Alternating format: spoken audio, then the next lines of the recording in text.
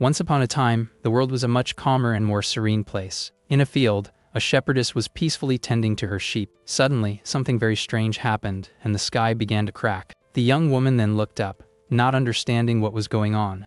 Her face showed the pure terror of what was about to emerge, because a giant red eye appeared in the sky, watching everything. From then on, the world was invaded by the powerful demon king. To fight against them, there were the divine knights in service to God. They were granted power and thus sent the monsters packing. Even with the victory, a demonic mist was left behind. Almost everyone corrupted by it ended up kicking the bucket, and the rest who survived didn't have a very happy ending. They transformed into horrible, mindless creatures. One of these creatures was a bizarre plant that devoured people. With that, a sound of something breaking echoed through the dark place. With that, the survivors turned into terrifying demons. Faced with this, one of these creatures attacks violently but is defeated. The monster's head falls lifelessly to the ground shortly after. Arriving on the scene, a knight laments that he arrived too late. This is Kieran, the vice commander of the 9th Division of the Divine Knights. He looks on in desolation at the bodies of the scattered villagers. At that moment, one of his soldiers informs him that a red moon has appeared. A moon like that means an extremely powerful demon is about to show up. Suddenly, Kieran hears a strange noise coming from nearby. That sound was coming from a building, and his soldier suggests they fall back. However, the light of the red moon begins to pour in everywhere. Faced with the situation, the vice commander is shocked by what he finds, because in the midst of all that destruction, he finds a human baby. 15 years pass, and the story takes us to a grand castle.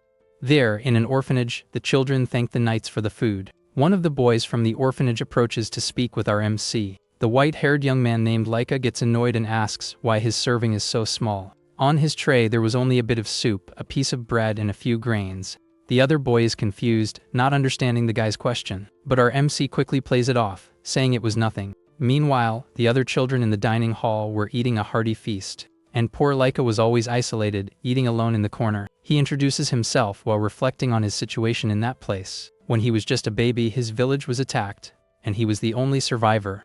Because of that, everyone finds him strange, and the mark on his face is supposedly proof that he's a monster. Thus, because of this suspicion, he was always mistreated by everyone. One of the cooks shamelessly throws dirt and leftovers into his bowl. The man even mocks him, saying that was enough food for a monster like him. After all the children in that orphanage had lost their families to demons. Shortly after, the same cook calls the boy over, and he notices a new kid there. The cook points to the new boy who is crying in the corner. He explains that the boy's parents were devoured by a monster, and he throws the blame on our MC, saying it was his kind that did it. With that, all the others join in and glare at him, wanting him to apologize. Our MC tries to defend himself, saying he's human and it's not his fault. But the little boy in tears asks for his mom back and calls him a monster. Without a second thought, the cook lands a solid punch right on the kid. And with great anger, the man again demands that he apologize. On the ground with no choice, the white-haired young man is forced to give in. In front of everyone, he finally apologizes for something he didn't even do. Later, he's left cleaning the hall alone, and this routine has lasted for a decade. He knows that, in principle, he can't leave until he becomes an adult. However, when they turn 15, a priest appears for a selection test. There are only 5 days left until the Great Knight selection test. Laika can't take this life anymore, and is determined to get out of that place. And to do that, he will become a divine knight at all costs. When the day arrives, the selection ceremony finally begins in the chapel. All the 15-year-olds who wish to be knights gather. The priest then asks for all the candidates to take a step forward. That cook approaches and says that a monster like him will never be a knight. Before everyone, a holy chalice is presented to begin the ritual. The priest explains that if the liquid turns blue, they cannot become knights. But if it glows gold, they gain power by drinking the chalice's contents. He warns that this ceremony can only be done once in a lifetime. Therefore, the priest asks them to be very careful with their vows. At this, the first boy approaches to make his oath. He swears he will never run away again when facing a monster, because in his past, he saw his little sister devoured by a giant snake. With tears in his eyes, the boy shouts that he will finish every last monster. The angel statue seems to react to the young man's strong feelings. With that, an intense golden light illuminates the entire orphanage chapel. The priest confirms that the boy's wish has reached God, and the chalice glows. Without hesitation, the young man drinks the sacred liquid to receive the divine blessing. Immediately after, immense power explodes from his body in a golden aura. He is amazed, feeling the strength overflowing from within him. Our MC and the other orphans watch everything, completely shocked. The next boy swears to protect everyone there as if they were his family. Because of this, his vow is also accepted and he is enveloped in golden light. One by one, the other youths make their vows and are also blessed. The ceremony continues with several candidates managing to pass the test. Seeing his peers' success, Leica becomes even more determined to pass. He thinks that he will definitely become a divine knight too. From there, the priest calls the next one, and our MC steps forward. He places his hands on the table, preparing to make his oath. Before the holy chalice, Leica stares at the object with great confidence. Full of hope, he swears that he will become a knight to protect people. With a smile on his face, he hopes his wish will be accepted by God. But suddenly, the boy stops, confused by his own oath. He despairs because he can't think of anything to offer as a sacrifice. His only wish was to leave that place so he could finally be happy. Faced with the situation, he realizes he has never had anything valuable in his life. A voice in his mind tells him to offer anything important from within him. Suddenly, a strange bluish energy begins to emanate from his body. The white-haired youth is confused about what is happening to him. He feels something being pulled from his body against his will. To everyone's astonishment, the chalice fills with a bubbling, purple substance. Everyone around is frightened by the bizarre scene they just witnessed. The priest is shocked, for he has never seen such a sinister color. The old man's gaze shows all his dread and suspicion of the boy. Without a second thought, he shouts that the ceremony is over and tells everyone to leave. In disbelief, Leica tries to protest, saying his ceremony isn't finished. But suddenly, one of the boys attacks another with his new knightly power. The blow is so brutal that it ends up tearing his classmate's arm off. Given the situation, the cook looks at the priest and confirms his suspicions. He turns to Leica and accuses him of being a monster after all. Our MC is confused and wonders what he truly is. With that, the cook and the other boys decide to finish him right there. They all advance together to attack the white-haired young man. The man shouts to get the monster disguised as a human, without mercy. The new knights then surround Leica, ready for the final attack. The desperate priest shouts for them to stop, as that power is not for humans. At that moment, the entire chapel floor begins to crack and break apart. Leica stares at one of the boys and doesn't understand what's happening to him, because the boy begins to transform into a horrible and terrifying creature. The bizarre transformation continues, and he turns into a monster with red eyes. The boy turns into a giant monster and destroys the entire chapel floor. The priest is completely terrified, not knowing what to do. With that, the cook screams that it's a demon, and the creature attacks. The monster looks at its hand and seems confused by its new form. The hand of the boy he attacked earlier begins to turn to dust. Desperate, the priest tells everyone to evacuate and call the knights. But the creature quickly grabs one of the running children, and without any mercy, the monster attacks the poor, defenseless boy. Another one of the youths also begins to transform into a bizarre creature. Fallen and injured, our MC sees a piece of stone falling towards him. He stares at the creature and realizes that it was actually a monster. Leica's face shows pure shock at the whole chaotic situation. But the first boy who passed the test steps in front to protect him. He remembers his vow and the priest's words that he would never run again. Even so, fear takes over as he sees the monster approaching. The monster grabs the boy, who begs for help while Leica watches, paralyzed. And without the slightest mercy, the creature simply crushes the boy in its hand. At this, another youth shouts for everyone to fight together against the threat. Using their new knightly powers, they attack the monster with everything they've got. Our MC panics, unable to understand what is happening, but the creature easily grabs one of the boys, attacking it in mid-air, and the monster completely obliterates him, leaving only pieces of his body. The other youths who try to fight are also brutally defeated. The boy despairs, seeing that his power is nothing against that monster. Shortly after, the creature turns and faces one of the other young knights. With a giant mouth and a disgusting tongue, it prepares to attack. The bizarre tongue then lunges with full force towards our MC. The creature's eye reflects Leica's despair as he feels his end approaching. He can't believe he's going to check out in a horrible place like that orphanage. In this moment of panic, he looks at the purple chalice and gets an idea. His only hope of survival was that mysterious holy chalice. With that, our MC runs desperately towards the table. With tears in his eyes, he shouts that it's okay and he doesn't care about the risk. Without a second thought, he grabs the chalice with the bubbling purple liquid. He'd rather risk it all than perish there, and he chugs the contents in one go. Immediately after, the strange liquid begins to take effect on his body. The creature attacks him right at that moment, but something unexpected happens to the young man. The monster stumps hard on the ground, but our MC is no longer there. Suddenly, a hand with a powerful purple aura emerges from the dust. With that, an explosion of energy engulfs the entire destroyed chapel. The creature is hit head on and screams in pain from the impact of the power.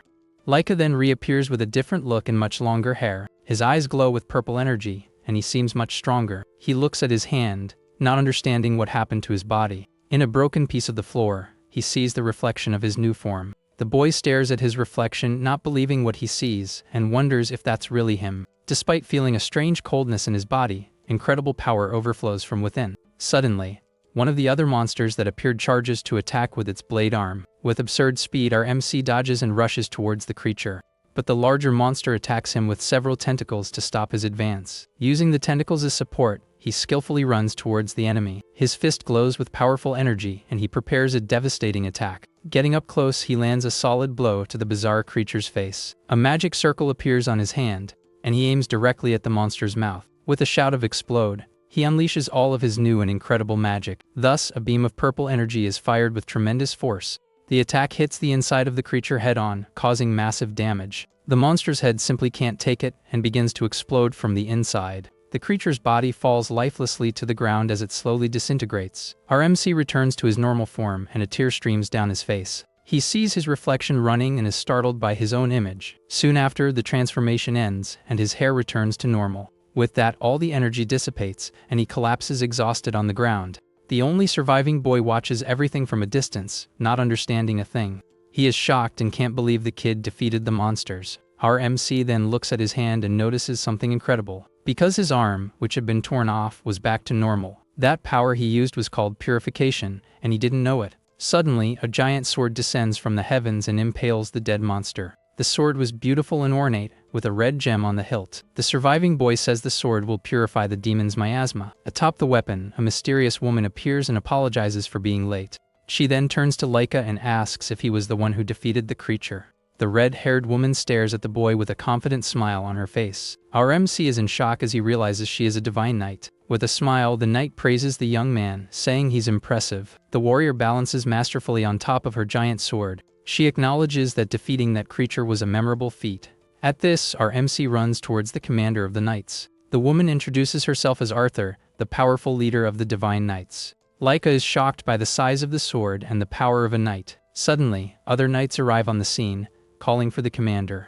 One of them playfully complains that she left them behind. Arthur simply replies that they were too slow to keep up with her. The boy realizes that woman is the commander, and an idea strikes him. If she acknowledges him, he can finally leave that horrible orphanage. Without wasting time, he runs towards Arthur to speak with her. With great determination, our MC shouts that he has always wanted to be a knight. The white-haired youth begs her to let him join them. His determined gaze shows all his will to change his own destiny. But suddenly, the surviving boy points right at our MC. He desperately screams for the knights to take out that monster. The commander finds that a very dangerous way to talk to a friend.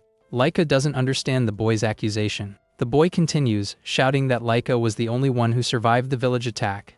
The knights look at the situation seriously. He accuses the boy of having transformed without an oath and using a strange power. To him, there's no way the youth could be human. At this, our MC desperately tries to defend himself. He stammers that it's absolutely not true. Not paying him much mind, the commander approaches the accusing boy, and with a simple flick, she hits him on the forehead. That seemingly weak blow sends the boy flying with great force. Laika watches the scene, completely shocked. The youth rolls across the destroyed floor, unable to get up after the attack.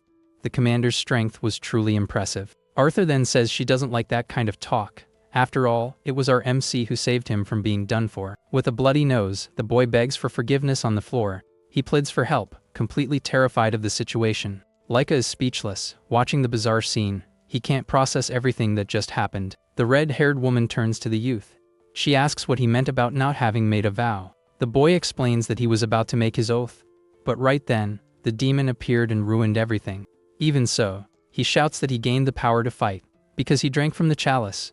He believes it's the power of a knight. The commander, however, explains that's impossible. Without a vow, no one should be able to obtain a knight's power. With a cold sweat on her face, the commander asks what he offered. Her red eyes stare at the boy, and she wants to know with whom he made the vow. Our MC is speechless and tries to say he didn't do anything of the sort. Arthur just watches him in silence, waiting for a convincing answer. Even so, she says he has piqued her interest and asks to see his power. The woman says it'll be much faster if she sees it with her own eyes. At this, the boy panics because he doesn't know how to use the transformation.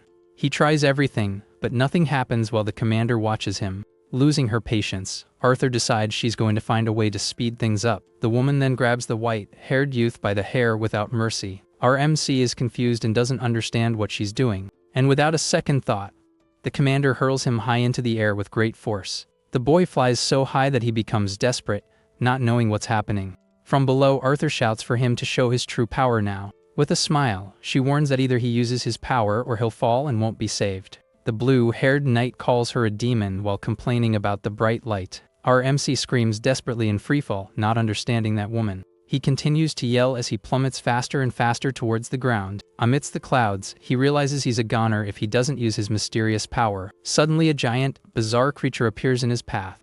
That flying monster looked like a whale and was right in front of him. Like is completely shocked and has no idea what's happening. Arthur realizes she forgot that this was the habitat of a sky-devouring bird. The giant creature then opens its enormous mouth to devour the falling youth. Without any difficulty, the flying whale swallows him in one gulp. At the scene, the commander just lets out an "oh," showing no reaction. The blue-haired knight decides to go help, but Arthur stops him from advancing. With a smile, she says this is the perfect chance to see the boy's power. Because of this, the knight glares at her and repeats that she really is a demon. The bizarre creature continues to fly peacefully after swallowing its prey. Inside the creature, our MC realizes he's in the monster's stomach. Around him, he sees various bones and skulls floating in the disgusting liquid. With that, anger takes over the boy as he refuses to go out like this. Suddenly, he hears a strange noise from above and becomes alert. At this, a bizarre creature with sharp teeth appears to attack him. Soon after, several other creatures just like it appear everywhere. One of them charges with full force towards the youth to devour him without mercy. At that moment, he remembers all the suffering he endured at the orphanage. With tears in his eyes, he recalls how he was always mistreated by everyone. Surrounded, he curses the orphanage and the knights for everything they put him through. But our MC isn't giving up and faces the creatures with hatred. He shouts that perishing in a disgusting place like this is even worse. From there, a powerful purple energy explodes from his body with full force. In his new form, he unleashes an incredible and overwhelming power. Thus, the energy creates a whirlwind that destroys everything around it. From below, the knights watch everything very carefully without interfering. The knight asks why she's so reckless, and the commander replies she just wants to know. She wants to know if the boy's power to defeat a demon will be beneficial for them. Suddenly, the flying creature begins to scream in pain, feeling something tearing from within. An X-shaped mark appears on the monster's belly, indicating an internal attack. With that, our MC in his transformed state bursts out of the creature. He flies out amidst the remains of the monster he defeated with his overwhelming power. Soon after, the power dissipates and the white-haired youth begins to fall from the sky. The knights below watch the boy plummeting rapidly towards them. The blue-haired knight prepares to catch him before he hits the ground. With a leap, he manages to grab our MC in mid-air and cushion the fall. Landing safely on the ground, the knight asks if the boy is okay. Our MC grumbles a bit, still recovering from the whole situation. The man notices that fortunately, the white-haired youth suffered no injuries. He comments that to defeat that thing alone, the boy has the level of a vice commander. A narration reveals that 15 years ago, Kieran was the only one to oppose getting rid of that baby. His expression in the past shows all his concern for the child's fate. Back in the present, the blue-haired knight is introduced as Kieran, the commander of the 9th Division. However, he says that perhaps it would have been better for the youth to have perished back then. At this, Arthur calls our MC, who turns around, startled by the commander.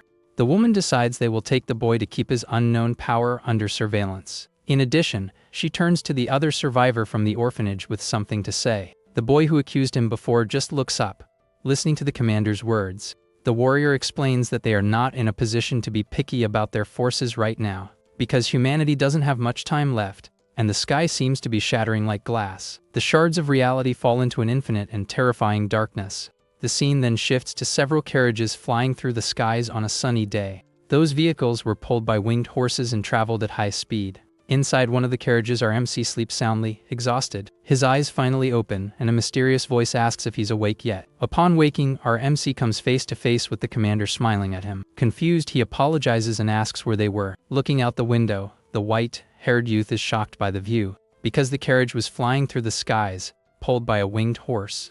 Arthur explains that they were in a hurry and couldn't wait for him to say his goodbyes. Our MC then repeats the part about saying goodbye to everyone at the orphanage. With a smile, he asks if he is now part of the Order of Knights. The commander confirms with a simple "Wes," and a very friendly look. She then explains that from that day on, he will be under their care. The red-haired woman extends her hand to the youth with confidence. Leica is confused and repeats the part about being under her care, not understanding. Holding his hand, she says he's an anomaly and needs to prove his worth. The boy thinks that if it means getting out of the orphanage, he'll accept anything. Suddenly, he remembers something and asks what happened to the orphanage. Karen replies that the building was badly damaged and will be officially demolished. He continues, explaining that the staff and surviving children will be split up and sent to other places. At this, Arthur reveals that most of the children who made the pact ended up gone, and asks if he wanted to say goodbye to anyone. Our MC then remembers all the mistreatment he suffered and responds with a simple, cold, no. With his head down, he confirms that he had no one he truly cared about in that horrible place. Changing the subject, the boy asks where they are going, and the commander points to the holy capital of Alha. She explains that the headquarters is there because a calamity from the mythical age could happen at any moment. The white-haired youth is confused and repeats the part about the so-called mythical age, not understanding a thing. The red-haired woman then points out of the carriage and tells him to look closely. With wide eyes, our MC is completely shocked by the bizarre sight, because the sky begins to shatter as if it were glass, revealing a giant book in the middle of nowhere. The book then tells the story that a long time ago, a rift opened in the great sky. And from this rift came essence and demonic beasts that were from a completely different world. The leader of this whole invasion was the powerful and fearsome Demon King, a god from another world. His evil energy spread rapidly everywhere, contaminating the land. With this, he created his avatars, the celestial demons, to spread his influence even further.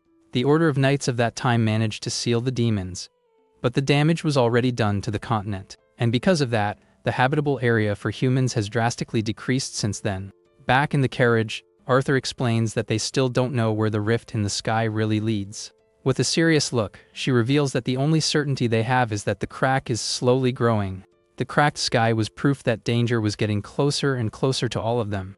Faced with this imminent threat, the only ones who can stand against it are the members of the Order of Knights. Hearing the whole story, our MC gulps, shocked by that responsibility. With a smile, the commander ruffles the boy's hair to calm him down a bit. The red-haired woman then leans in and says she has high hopes for his power. Blushing bright red, the youth stammers and asks if she really has hopes for him. Holding his chin, the warrior confirms and says she feels something very powerful coming from him. Her gaze becomes serious and intense, and the boy says her name, not understanding the situation. She then explains that it's because of the light in his eyes when he transforms, and also because of his fire attacks and the regeneration of his arm that was torn off. The commander finishes by saying she has never encountered a power that piqued her interest so much.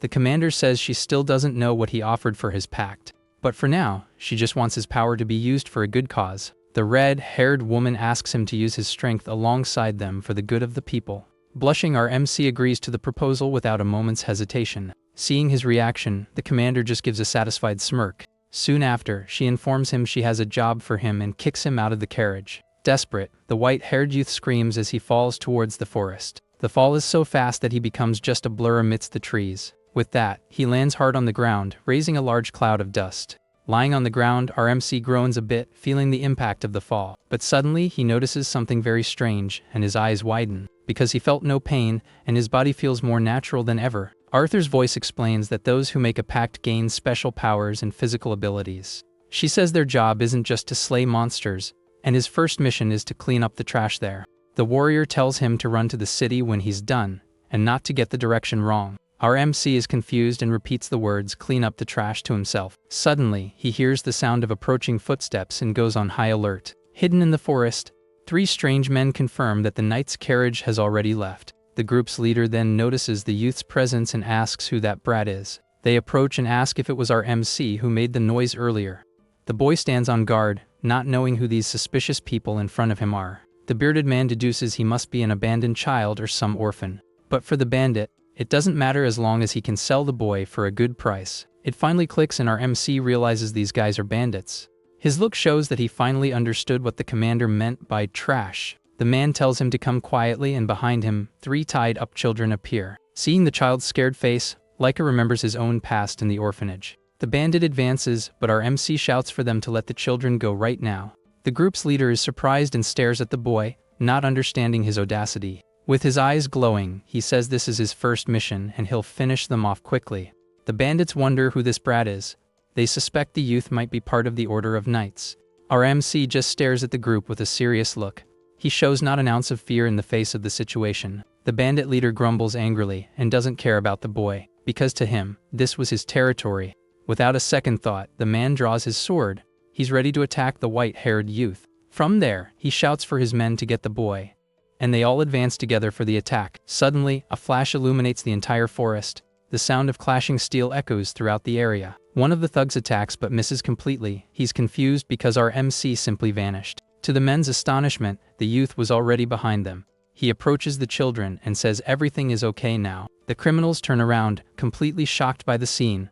They can't believe the boy's absurd speed. At this, our MC protects the kidnapped children and asks them to stay a little behind him. His eyes glow with a frightening red energy.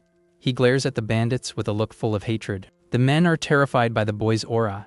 Fear takes hold of all of them at that moment. Even though they outnumber him, they hesitate to attack again. The white-haired youth's power was intimidating. With that, one of the bandits decides to attack from a distance with his bow. He shouts as he fires an arrow with all his might. The arrow flies at high speed towards our MC, but the boy dodges it with impressive ease. The archer screams in desperation as the youth has vanished again. He wonders where our MC could have gone. One of his henchmen then spots the boy on the other side. He points and shouts to alert everyone to his new position. With that, another one of the criminals readies his wrist, mounted crossbow. The man prepares to shoot the white-haired boy. The bandit yells for him to perish and fires the giant arrow. The projectile flies with full force towards our MC. But the youth is not intimidated and prepares a counterattack. His hand fills with a powerful, flaming energy. With a punch to the ground, he unleashes a wave of power. That energy destroys the arrow before it can hit him. The explosion of purple flames rushes towards the bandits. They have no time to dodge the surprise attack. The men are completely shocked by the boy's power. They can't believe what they just witnessed. The purple energy begins to engulf the entire clearing. A strange silhouette emerges from within the flames. The boy's body undergoes a bizarre transformation. His feet touch the ground with new and incredible strength. In his new form, he faces the criminals and says he's going to end this. His appearance is much more intimidating now. His eyes glow with a sinister energy, and he promises to be quick. A tear of blood runs down his face again. The bandits panic and call him a monster. They realize they're dealing with something out of the ordinary. Without wasting time, our MC charges forward with all his might. He defeats the men with impressive speed. Afterward, only purple flames remain at the site of the fight. The bandits' bodies vanish in the explosion of power. In his new form, our MC stares into the void. His intimidating presence is surrounded by purple flames and power. But he quickly realizes something is very wrong. The white-haired youth senses that the danger is not over yet. With that, he shouts with an imposing voice not to move. His command echoes throughout the clearing with total authority. Because the bandit leader was using one of the children as a hostage, he held a knife right next to the little boy's neck. The criminal then yells a very clear threat. If the boy gets any closer, he won't hesitate to harm the child. At this, the man's face shows his complete desperation. He was terrified by the youth's display of power. The knife's blade presses against the poor child's neck. The situation was extremely tense and dangerous for the hostage. Our MC understands there was someone else there. He realizes the situation is even more complicated. Soon after, the other two children appear, frightened. They were watching everything from hiding, terrified by the scene. So Leica charges forward with absurd speed. He tries to close the distance to end it quickly. Because of this, the bandit presses the knife harder. A small cut appears on the defenseless boy's neck. Our MC stops and observes the scene in silence. He needs to think of a plan to save the child. With his hand glowing, he seems to understand what he must do. An idea comes to his mind to solve the problem. He raises his hands and says he won't get any closer. In return, the boy asks him to let the children go. But the criminal yells there's not a chance, and says that those children are very valuable merchandise. The bandit shouts that the children's parents were already taken out by demons, so he was just making good use of them before they met the same fate. With a disgusting smile, he continues his despicable speech, and says that if they were sold to some rich, perverted old man, that sick man finishes by saying that even they would be happy. But his speech is cut short by a surprise attack. Because a whip of purple flames wraps around the bandit's arm, the energy burns his skin with overwhelming power. At this, the criminal screams in pain, feeling the intense heat. He doesn't understand where that mysterious attack came from. The force of the blow yanks him backward with full force, and in the process, he ends up letting go of the child he was holding hostage. Our MC then reminds him of his promise. He points out that he kept his word and didn't get any closer. On the ground, the bandit stares at the boy, completely shocked. The white-haired youth looks thoughtful about his new power. After all, he didn't expect he could create a sword and a whip. His power was much more versatile than he had imagined. Thinking that this is very useful, he turns to the children. The boy then asks if the scared little kid was okay, but he realizes the little ones are afraid of him. His transformed state was truly terrifying. The glow in his eyes softens as he sees their fear.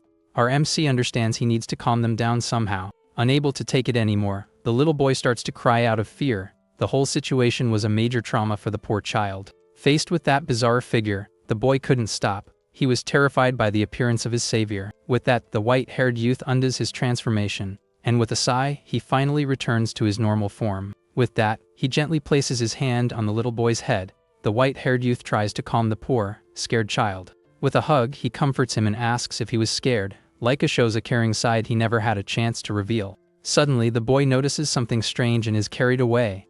The children join together to carry their savior from there. Our MC doesn't understand what's happening. His confused face shows he didn't expect this. The children drag him along the ground while screaming for help. They desperately call for a mister to help them. They finally arrive at the holy capital of Alha. The grand gate of the knight's headquarters is revealed. Up high, Kieran watches their arrival with a serious look. He was waiting for the new recruit's return. He notices the youth arriving but soon spots something very strange. His expression changes from serious to completely confused. Because the 3 children were carrying our unconscious MC, they struggled to bring the boy inside the gate. The white-haired youth was completely out cold after the fight. Using his power left him exhausted and with no energy. Not understanding the situation, Kieran jumps down to get a closer look. He goes to meet them to understand what happened. One of the children explains that the boy saved them and brought them there. But after everything, he ended up passing out from exhaustion. Kieran then picks him up and scolds him for giving the children trouble. He throws the youth over his shoulder like a sack. With a smile, he says that counts as a demerit, and our MC continues to sleep peacefully. From there, Kieran carries him inside the headquarters. A new phase in Leica's life was about to begin. In a brightly lit room, the night leaders discuss what to do with the boy. They need to decide the future of the new and mysterious recruit. A woman named Fran finds his sleeping face adorable. Because of this, the head of the 2nd Division gives him a perfect score. As for her vice chief, Kenneth, he calls him an idiot and gives him a big X. He complains that his boss is too soft on the newbie. Griff, the head of the 4th Division, finds it absurd that he got tired. To the old man, a simple cleanup job wasn't that big of a deal. And Jack, the vice chief of the 6th Division, is disappointed. He expected a monster, but for now, he'll just observe the boy. At this, Commander Arthur, seated on her throne, reprimands them. She says they are being too hard on the rookie. With a smile, the red-haired woman decides his future, and announces that the observation of the boy will continue. Because of this, everyone agrees they need to see more growth. The youth's next mission will be even more decisive. The next morning at the grand headquarters of the Order of Knights, the place was imposing and looked like a castle. On a table, a bowl of fresh fruit shone in the light. That feast seemed to be for someone very important. Beside it were several delicious and very well-prepared dishes. A meal fit for a king was served for the boy. The table was enormous and completely loaded with food. There was every kind of meat and dessert one could imagine. Faced with all that, our MC's mouth waters. He can't believe the amount of food. With his eyes sparkling, he realizes all of this is for him. It was the first time he had seen so much food in his life. Without wasting time, the white-haired youth begins to devour everything. He eats desperately as if there were no tomorrow. As he ate hastily, a hand offers a glass of water. Our MC is startled and almost chokes on his food. The young woman helping him was Fran, who smiles gently at him. The head of the 2nd Division was watching him with a caring look. He then takes the glass and drinks all the water in one go. The white-haired youth was very thirsty after everything. The woman apologizes and tells him to eat slowly. After all, no one there was going to steal his food. With a shy smile on his face, our MC agrees with her. His expression shows how happy he is at that moment. Her kindness was something he had never received before. This new life was completely different from his previous one, because he remembers how he could finally eat in peace, without anyone bothering him or forcing him to eat garbage. And best of all, he would no longer be mistreated by anyone. His days of suffering in that horrible orphanage were over. Because of this, the boy is very happy to have joined the order, and he even got a brand new uniform. Suddenly, a mysterious voice calls for him in the middle of the hall. That sound interrupts his happy thoughts right away. It was Kenneth, who approaches and asks if he really was Leica. The vice chief stares at him with a very serious expression. His gaze was cold and calculating as he observed the rookie. He didn't seem the least bit friendly towards the poor boy. Sitting in the chair, our MC confirms his identity. He doesn't understand what this guy suddenly wants with him. Without any warning, Kenneth gets closer and stares at him up close. The intimidation was clear on his face and in his posture. With his mouth full of food, the white-haired youth is speechless, and just asks what's going on, not understanding anything. Kenneth glares at him with disdain and just grunts contemptuously. His arrogant attitude made it clear what he thought of the rookie. He then says the boy has the face of a complete idiot. Our MC reacts instantly by sticking his tongue out at him. The vice commander turns and tells the youth to follow him. He wants to find out if the rookie is useless trash or a useful idiot. Our MC is outraged by the guy's attitude and asks what his problem is, showing up out of nowhere like that. At the question, the guy introduces himself to the rookie. He reveals his name is Kenneth in a very serious tone. Immediately after, he introduces himself as the vice commander of the 2nd Division. His posture was imposing and very intimidating. Leica repeats his title, not understanding what's happening, but Kenneth just tells him to shut up and follow him. From there, he turns to Fran, who is still there, and asks how long she's going to stay in that maid outfit. He calls her commander and warns that it's time to go. The white-haired woman is surprised by the sudden order. The commander tries to say she just needs to put the plate away, but he insists she hurry up because it was time. Our MC is shocked to discover the truth. He can't believe that young woman was a division commander. Soon after, the three of them leave the headquarters and follow a trail. Fran was already in her knight commander uniform. The white-haired youth is very nervous about the situation. He keeps looking around, completely lost. With that, Fran places a hand on his shoulder to calm him.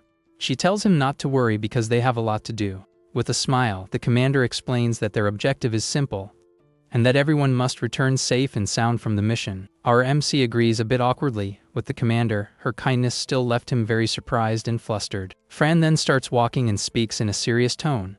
She had something very important to explain to the rookie. In the boy's mind, the image of her as a maid still lingered. He couldn't believe that young woman was a commander. As they walk, he thinks she doesn't seem important at all. Soon after, Kenneth announces that they were almost at the location. The commander then turns and says she'll explain everything again.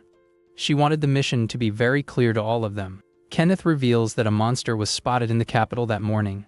Because of that, they were sent to handle the situation. With that, the vice commander looks at the white-haired boy and says this is the chance to see what he can really do. Fran adds that the other commanders discussed him, so that mission would basically be a power evaluation. Our MC is completely shocked by the news. He repeats the word evaluation and can't believe it's for real. Desperation takes over, and he grabs his own head.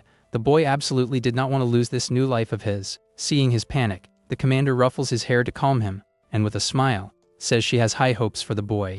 The white-haired woman continues and says she's heard a lot about him. Commander Arthur had spoken of his great abilities. Leica is speechless and repeats the part about high hopes. He wasn't used to receiving that kind of praise. A new light of determination appears in his eyes. Those words of encouragement completely changed his mood. Full of confidence, he says if that's all it is, it'll be easy, and that the him of now can take out monsters in an instant. But Kenneth taunts him, saying those are bold words for someone who had to be carried. And our MC wonders how he knew about that. The vice commander then warns that if he or the commander finds him useless, the white-haired youth will be kicked out of the Order of Knights. And judging by the boy's idiotic face, he's already sure. The arrogant knight believes that's exactly what's going to happen. Faced with the provocation, our MC explodes with anger. He can't believe the audacity of that insufferable guy. With that, the youth yells, asking what his problem is, and says they're the same age, but the other one thinks he's superior. Fran quickly steps in and asks the two to stop fighting. The situation between them was getting more and more tense. With a smile, she apologizes for Kenneth's behavior because of his pact. He is always brutally honest. Leica repeats the word pact and becomes thoughtful about the situation. He seems to understand the vice commander's side a little, but suddenly it clicks and he realizes the real offense. His face shows that he understood the boy's true insult. With that, he shouts, asking if Kenneth really thinks he's an idiot. The vice commander just confirms without caring in the slightest. Changing the subject, the knight says that from what he's heard, our MC hasn't really made a pact with anyone yet. He then stares at the white-haired youth with a serious look and asks directly if he has made his knight's oath yet. The boy looks away and responds very defensively. He doesn't understand where the vice commander is going with that question. Kenneth explains that a pact is the heart and the price for power, and the greater the sacrifice, the greater the strength they obtain. Our MC shouts that he already knew all of that, but on his face, the surprise was very evident to everyone else. His eyes widen as he understands the gravity of the situation. This pact business was much more serious than he had imagined. Suddenly, Kenneth draws a strange weapon and points it at him. The vice commander was not joking around in the slightest. Without a second thought, the boy presses the weapon to his forehead. Our MC is frozen by the sudden and unexpected action. With a cold look, he begins to explain the harsh reality of the order. The white-haired youth listens to everything very carefully. Kenneth reveals that in 6 months, 1/3 of the recruits are gone, and it happens either because of monsters or because they break their pacts. The boy wonders when the vice commander got behind him. The guy's speed and coldness were truly terrifying. He thinks that this place was much more dangerous than it seemed. The Order of Knights was not the paradise he had imagined. At this, Kenneth asks if he wants to join without sacrificing anything. The taunt was clear and very direct to the poor rookie. The white-haired youth falls silent and starts to sweat. He didn't have an answer to such a difficult question. At that moment, Fran intervenes and yells for Kenneth to stop. The commander did not like her vice's attitude at all. The boy just glares at her with an unfriendly expression. He didn't seem at all willing to obey her order, but our MC says it's true and he hasn't made a pact yet. A purple aura begins to emanate from his body with great power. His hand glows intensely, and he pushes the vice commander's weapon away, and says the commander took him, and even without an oath. With a smile, he says he got good food and a soft bed, and most importantly, he finally escaped that hell. The boy shouts that he doesn't care about pacts or anything else. His only desire was to protect his new and precious life. He continues, saying he will do whatever it takes to join the Order of Knights. With that, his body is enveloped in a powerful purple aura of pure determination. His eyes glow, and he shouts that he will cling to that place with everything he has. Kenneth is shocked because his divine weapon is being pushed back by the rookie's energy. He struggles to maintain control of his weapon, which glows with a green energy. Seeing the commotion, Fran gets between the two and shouts for them to stop immediately. With a smile, she praises the energy and motivation of the two boys on their first day. But the commander warns that from this moment on, things are going to get serious. The three knights, with their colorful auras, look up, ready for battle, because several red eyes are watching from the shadows of the dark, dense forest. The commander points up and tells them to use all that energy on the job. Without wasting time, one of the monsters leaps from the trees to start the surprise attack. Kenneth attacks one of the creatures, but Fran and our MC are already fighting too. The tail of one of the monkeys is cut off in the middle of the intense confrontation. Our MC breathes a sigh of relief after narrowly dodging a creature's attack. Our MC is completely shocked by a bizarre scene right in front of him, because a disgusting purple liquid is dripping from the tail of one of the monsters in the tree. The substance is so corrosive that it simply melts the tree trunk on the spot. The creature then glares at the group with its red eyes and a glowing tail. Leica shouts that the tree melted, and Kenneth warns him not to touch that stuff under any circumstances. Suddenly, several other monkeys just like that one surround the youth from all sides. One of the tails hits him squarely, and he yells in anger at the surprise attack. His face shows pure hatred as he deals with the pain of the blow he received. Dodging another venomous whip, he complains that this was just cheating. Faced with the chaotic situation, Fran just gives a super proud and happy smile. With that, the commander says goodbye, and says she'll leave the rest to the two of them. She explains that with so many monsters around, there must be a leader nearby. The white-haired woman says she's going to investigate, and Leica desperately asks her to wait. At this, Kenneth draws his two weapons and prepares to fight with everything he's got. The vice commander aims at something with a serious look, and our MC gets scared. Without warning, Kenneth fires, but the target wasn't our MC. The shot grazes past him and hits the creature that was attacking from behind. The monster's head explodes from the impact of the dead-on shot. The creature's body falls lifelessly to the ground as the boy recovers. The vice commander just stares at him in silence after saving him. He then says that if the youth thinks the order is a picnic, he'd better sit back and just watch the fight from afar. Our MC gets angry at the vice commander's words. He won't accept being called useless like that. Repeating the word picnic, he sees another monster coming towards him. Anger takes over the boy with all that taunting. With that, a powerful energy manifests in his hand. He prepares to show his true power to the knight. With a cry of rage, he charges and attacks the creature. His hand transforms into a sharp blade of energy. He shouts with all his might that he needs to join the Order of Knights. His determination explodes along with his overwhelming power. Kenneth just watches him and says that words are worthless. Action is the only thing that really matters to him. Because of this, he says that if the boy is serious, he needs to prove his worth with actions, not with shouts. The vice commander challenges him to show his power in practice. Our MC accepts the challenge with a determined look. From there, the knight charges into the attack with his weapons. He shows off his skill and speed in combat. Our MC doesn't fall behind and also charges forward with everything. His energy blade cuts through the monsters with ease. Kenneth fires several shots at once with his green energy. He clears the path, defeating the creatures with precision. With an area of effect attack, Leica also destroys several enemies. The unlikely duo begins to fight in perfect sync. With a powerful leap, our MC attacks one of the monsters with his blade. His face shows pure determination as he defeats the creature with a precise strike. Soon after, he is surrounded by the bodies of the monsters he just defeated alone. Though tired, the white-haired youth remains alert for the next attack. Meanwhile, Kenneth floats in the air and destroys several creatures with his shots. The scene reveals that the Vice Commander was dealing with a gigantic horde of monsters. There were hundreds of bizarre creatures ready to attack without any mercy. Faced with the scene, our MC feels frustrated because the power difference is enormous. Suddenly, two more monsters appear and charge to attack the boy from behind. Unintimidated, the white-haired youth creates an even larger sword of flames. With a war cry, he attacks the creatures with all his strength and determination. His eyes show that he will not give up on proving his true worth. He remembers the children but realizes that increasing the flames only tires him out faster. Kenneth's voice echoes, and he mockingly asks if that's all the boy has. The Vice Commander says that if he's going to rest, he'd better do something useful instead of just standing there. Kenneth throws a capsule and tells the boy to at least find some shade to rest in. Our MC is furious with the taunt and clenches his teeth in pure rage. He thinks that the Vice Commander hasn't stopped attacking and isn't even tired. Leica asks how he can shoot nonstop, and Kenneth explains that his weapon creates bullets using mana. The white-haired youth remembers that because of his pact, the Vice Commander can't lie. At this, he realizes their powers work in completely different ways. But even knowing this, he can't just create a weapon out of thin air. So, the boy decides he's going to bet everything on a single, powerful attack. Suddenly, he shoots up into the sky with a flaming and overwhelming energy. Kenneth just watches him and wonders if the rookie has finally given up the fight. He thinks the boy can't adjust or think of another plan of attack. Because of this, he decides he will inform the commander when she returns from her mission. But suddenly he looks up and realizes our MC's true plan, because the white-haired youth launches a giant fire sword with all his strength.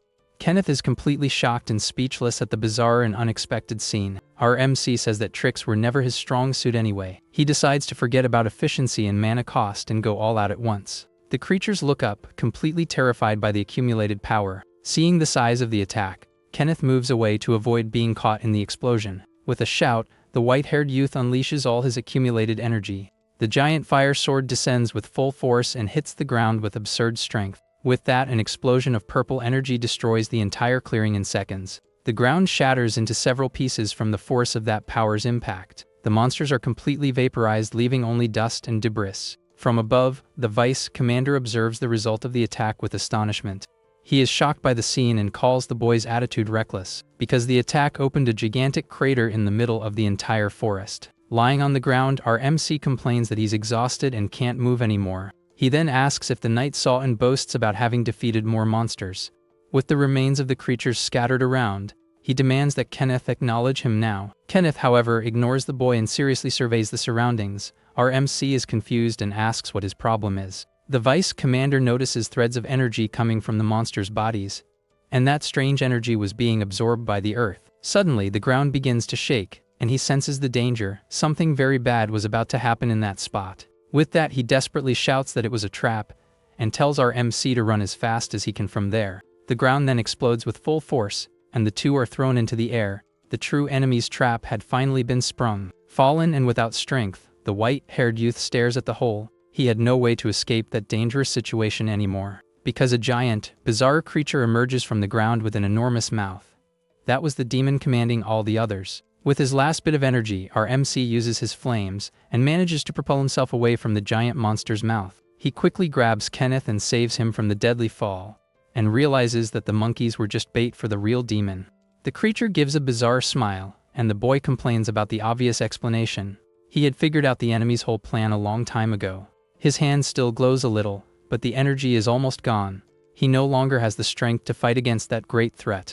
Despair takes over because he used all his strength at once, and now he can no longer fight the giant demon in front of him. Suddenly, the creature's disgusting tongue shoots out of its mouth with full force, and lunges towards the two knights to finally capture them. With no chance to dodge, the tongue wraps around the two boys. They are trapped with crushing force and no escape. With hatred in his eyes, our MC shouts for the monster to let him go, but his strength was no longer enough to escape that grip. Suddenly, they look up and see something falling from the sky. A strange silhouette appears against the bright sunlight. Our MC's face shows pure shock at the scene. He can't believe what's about to happen there, because Commander Fran was sliding down the monster's tongue. And with a smile, she seemed to be having a lot of fun with it. With a mocking tone, she speaks to the giant creature, and says it's very rude to open its mouth like that in front of her. From there, the white-haired woman draws her bizarre weapon. It looked like a mix between a spear and a giant spoon. Her weapon glows with a powerful pink energy, She prepares to deliver a devastating attack on the creature. With a precise strike, she hits the demon's mouth. The force of the impact cuts the creature's tongue in half. The disgusting tongue is split in two by the commander's attack. The monster screams in pain, feeling the deep cut in its mouth. The piece of tongue flies into the air with the two knights. Meanwhile, the commander watches everything from below with her spear. Without wasting time, she throws another weapon towards them. A shining knife ascends with impressive speed. The demon's true body finally emerges from the earth. That bizarre creature had several arms and a horrible appearance. Suddenly, a giant energy slash descends from the heavens. The attack goes with full force towards the creature that emerged. The creature is sliced into several pieces by the powerful blow, and the two boys are finally freed from the monster's tongue. The demon's remains fall to the ground in a disgusting puddle. The threat was finally defeated very quickly.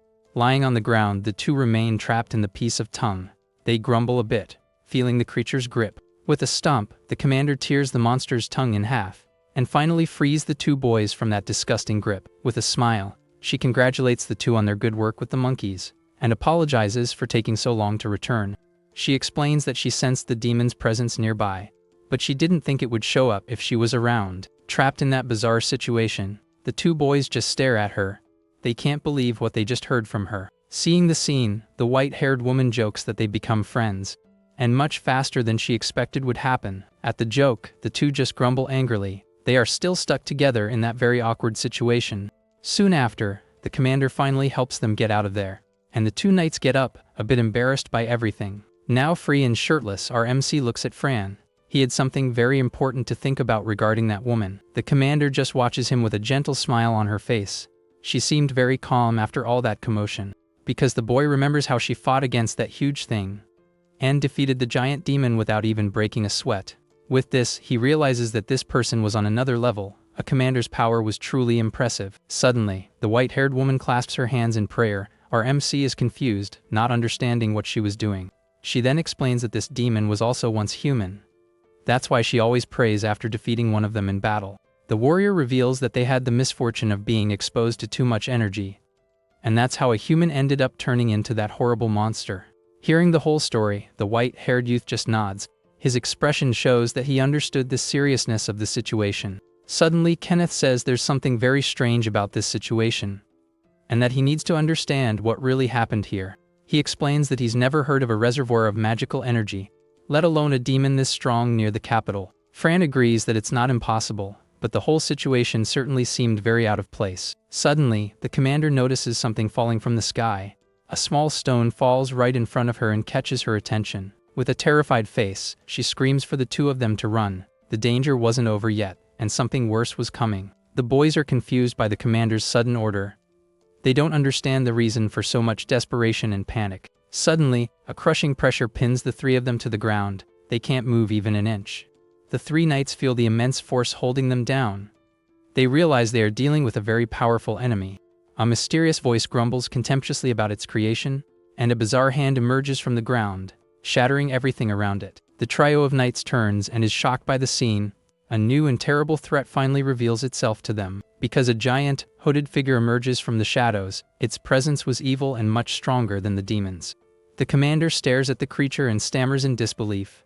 She seemed to know that figure from somewhere in the past. The mysterious being complains that they destroyed its child. Its yellow eyes glow with a deep and terrifying hatred. It continues, saying that humans, with their deceitful faces, are the ugliest and most disgusting creatures in the world. Fran repeats the word creation, and is furious at the revelation, and with her spear in hand, she asks who that being is. With a simple gesture, the mysterious being throws them to the ground. Its voice was calm but charged with terrifying power. The pressure increases even more, and the three knights scream in pain. They can't resist the crushing force of that enemy. Fran screams desperately, feeling the pressure on her body. Our MC can't believe the absurd difference in power. He realizes that even someone as strong as the commander was completely helpless before this new enemy. Even while down, Kenneth draws his weapon and curses the creature. He's not going to surrender so easily to that monster. The hooded being just laughs and calls him a naughty child, and with a simple attack, it destroys the vice commander's weapon.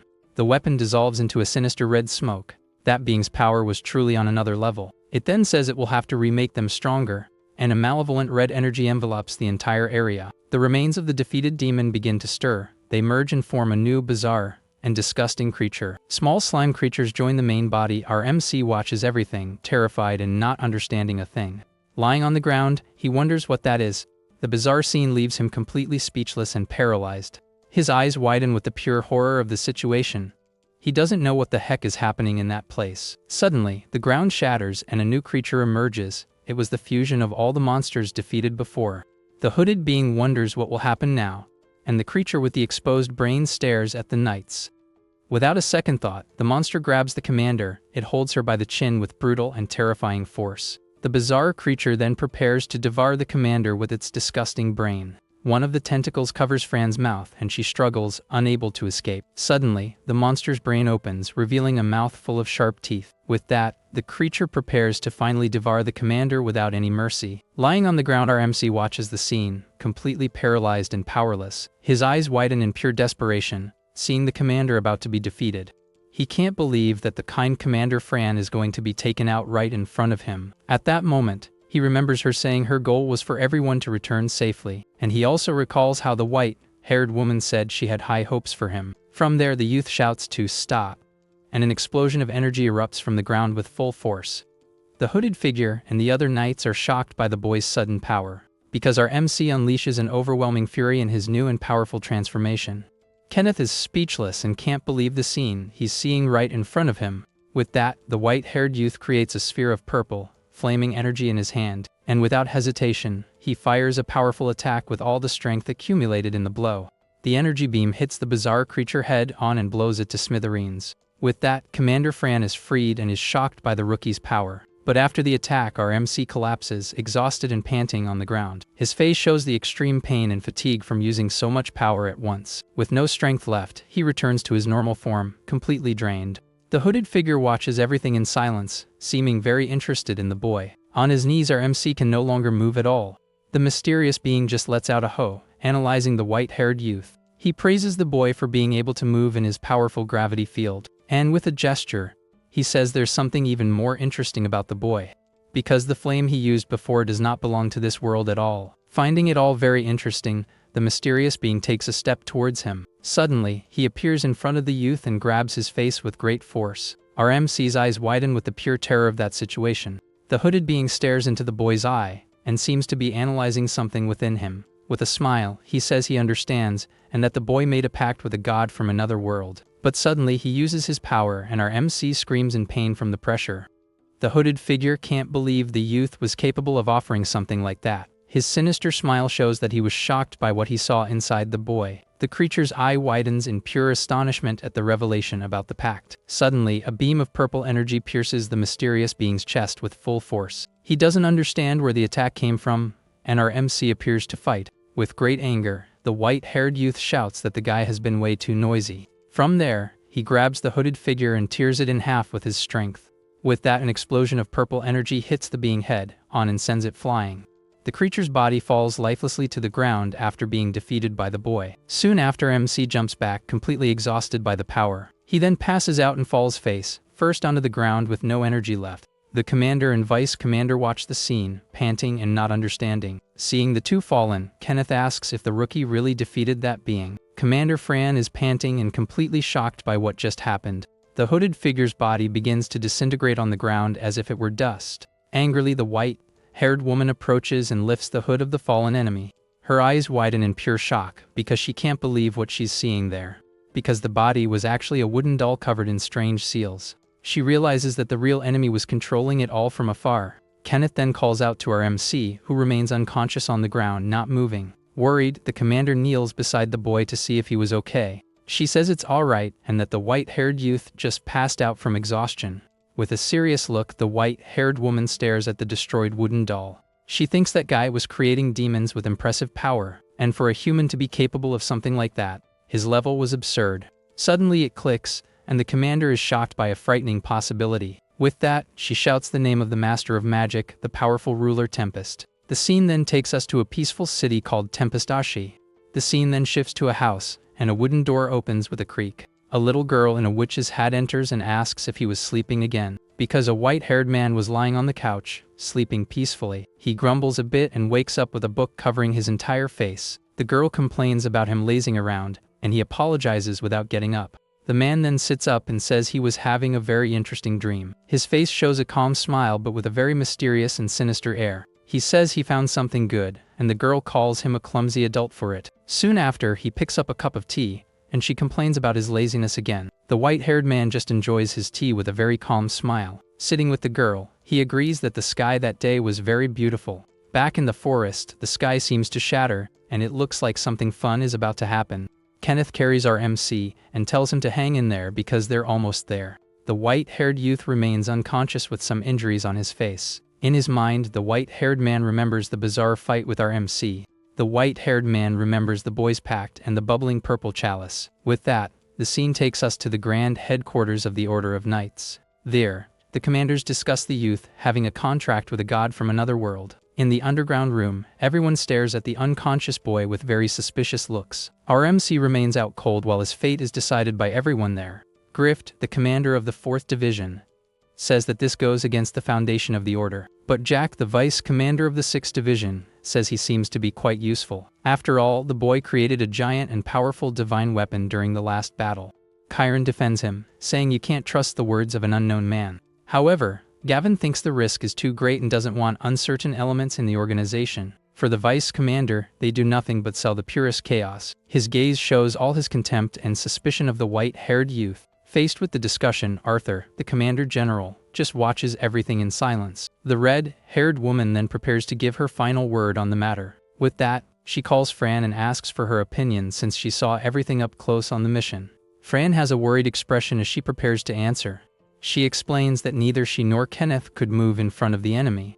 The white-haired woman states that if it weren't for him, they all would have perished. Even so, the commander claps her hands and says there's a big but, because the boy's transformation seemed completely uncontrolled and wild. She adds that he has no control over his own overwhelming power. With a worried look, Fran continues her report to the other leaders. The commander explains that he always passes out after using his power. At this, Gavin questions whether that can be called control. The white-haired woman is at a loss for what to say to her colleague. Commander Arthur listens to everything attentively and seems to understand the situation. She says they need to know if he can control his power to stay in the order. The other commanders just watch the discussion very carefully. Everyone there seems to agree with the commander general's assessment. Because of this, Arthur turns and asks what would convince Gavin. With a serious look, Gavin thinks for a moment and finally makes his decision. He says the boy will have to pass the trial of the sheltered flame. Fran and Jack are completely shocked by the vice commander's proposal. Arthur decides the test will happen and says they are sending the boy to heck. With a smile, the commander asks Jack to heal him up very well for the test. Our MC then sleeps soundly while recovering from his injuries. In his dreams, he remembers the enemy's voice talking about his pact with a god.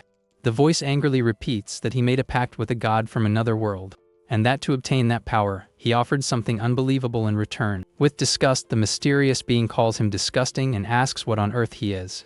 Laika then wakes up screaming desperately for the voice in his head to finally shut up. He finds himself in a room and notices a man reading a book beside him.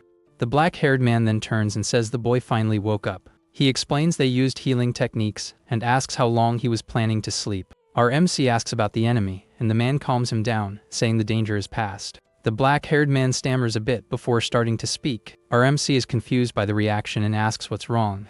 With that, the boy thanks him and reveals he was worried because he wasn't waking up. At this revelation, Laika is completely shocked and speechless. He then asks if the vice commander was really worried, and the boy shouts, "Wes." With a smile, our MC realizes the knight really can't lie. Kenneth gets all flustered by the comment and just mumbles something. He then thanks him once more and starts to leave the youth's room, but suddenly the room door flies open, interrupting his exit. The two boys turn and are surprised by the unexpected visit, because the one entering the room is Kieran, the commander of the 9th Division. He apologizes for the intrusion and announces that a decision has been made about his future. Our MC repeats the part about his future and Kieran nods. With a serious look, he reveals it has been decided that the boy will undergo the trial of the flame. The news shocks even Kenneth, who shouts in surprise, not believing it. Our MC repeats the word trial, not understanding what it means. With that, Kenneth shouts that it's reckless because the boy is a complete rookie. But Kieran interrupts him and says he is the official administrator of that test. Confused, Laika asks if passing the test makes him an official member of the order. The vice commander calls him an idiot and explains that the test is to become a vice commander. His face shows pure anger as he says the youth only received divine magic. Because of this, he shouts that this is practically an execution for the boy. The white-haired youth just stares at him in silence, processing it all. Chiron then explains that 1/3 of those who fail the test end up going mad. And with a cold look, he warns that if you don't go mad, the other outcome is being gone for good. The commander tells him to only accept if he's prepared for the worst. At this, Kenneth turns worriedly and calls our MC's name. The boy sits up in bed and says he doesn't really understand difficult things. With a smile, he says that this is the only place he has in the world now. Therefore, he will risk his life and give it his all to protect his new home. 5 days pass and the day of the boy's great trial finally arrives. Chiron then explains that the test imposed on the youth consists of 2 parts. The first part is very simple, and he just needs to survive for 3 days. Our MC curiously asks what the second part of the test would be. The commander just points and says it's for him to get this thing, because in the man's hand was just a candle, and the boy is confused. With that, Chiron asks him to put his power into the object, and the candle glows. Suddenly, the candle explodes into a giant flame, and our MC is startled.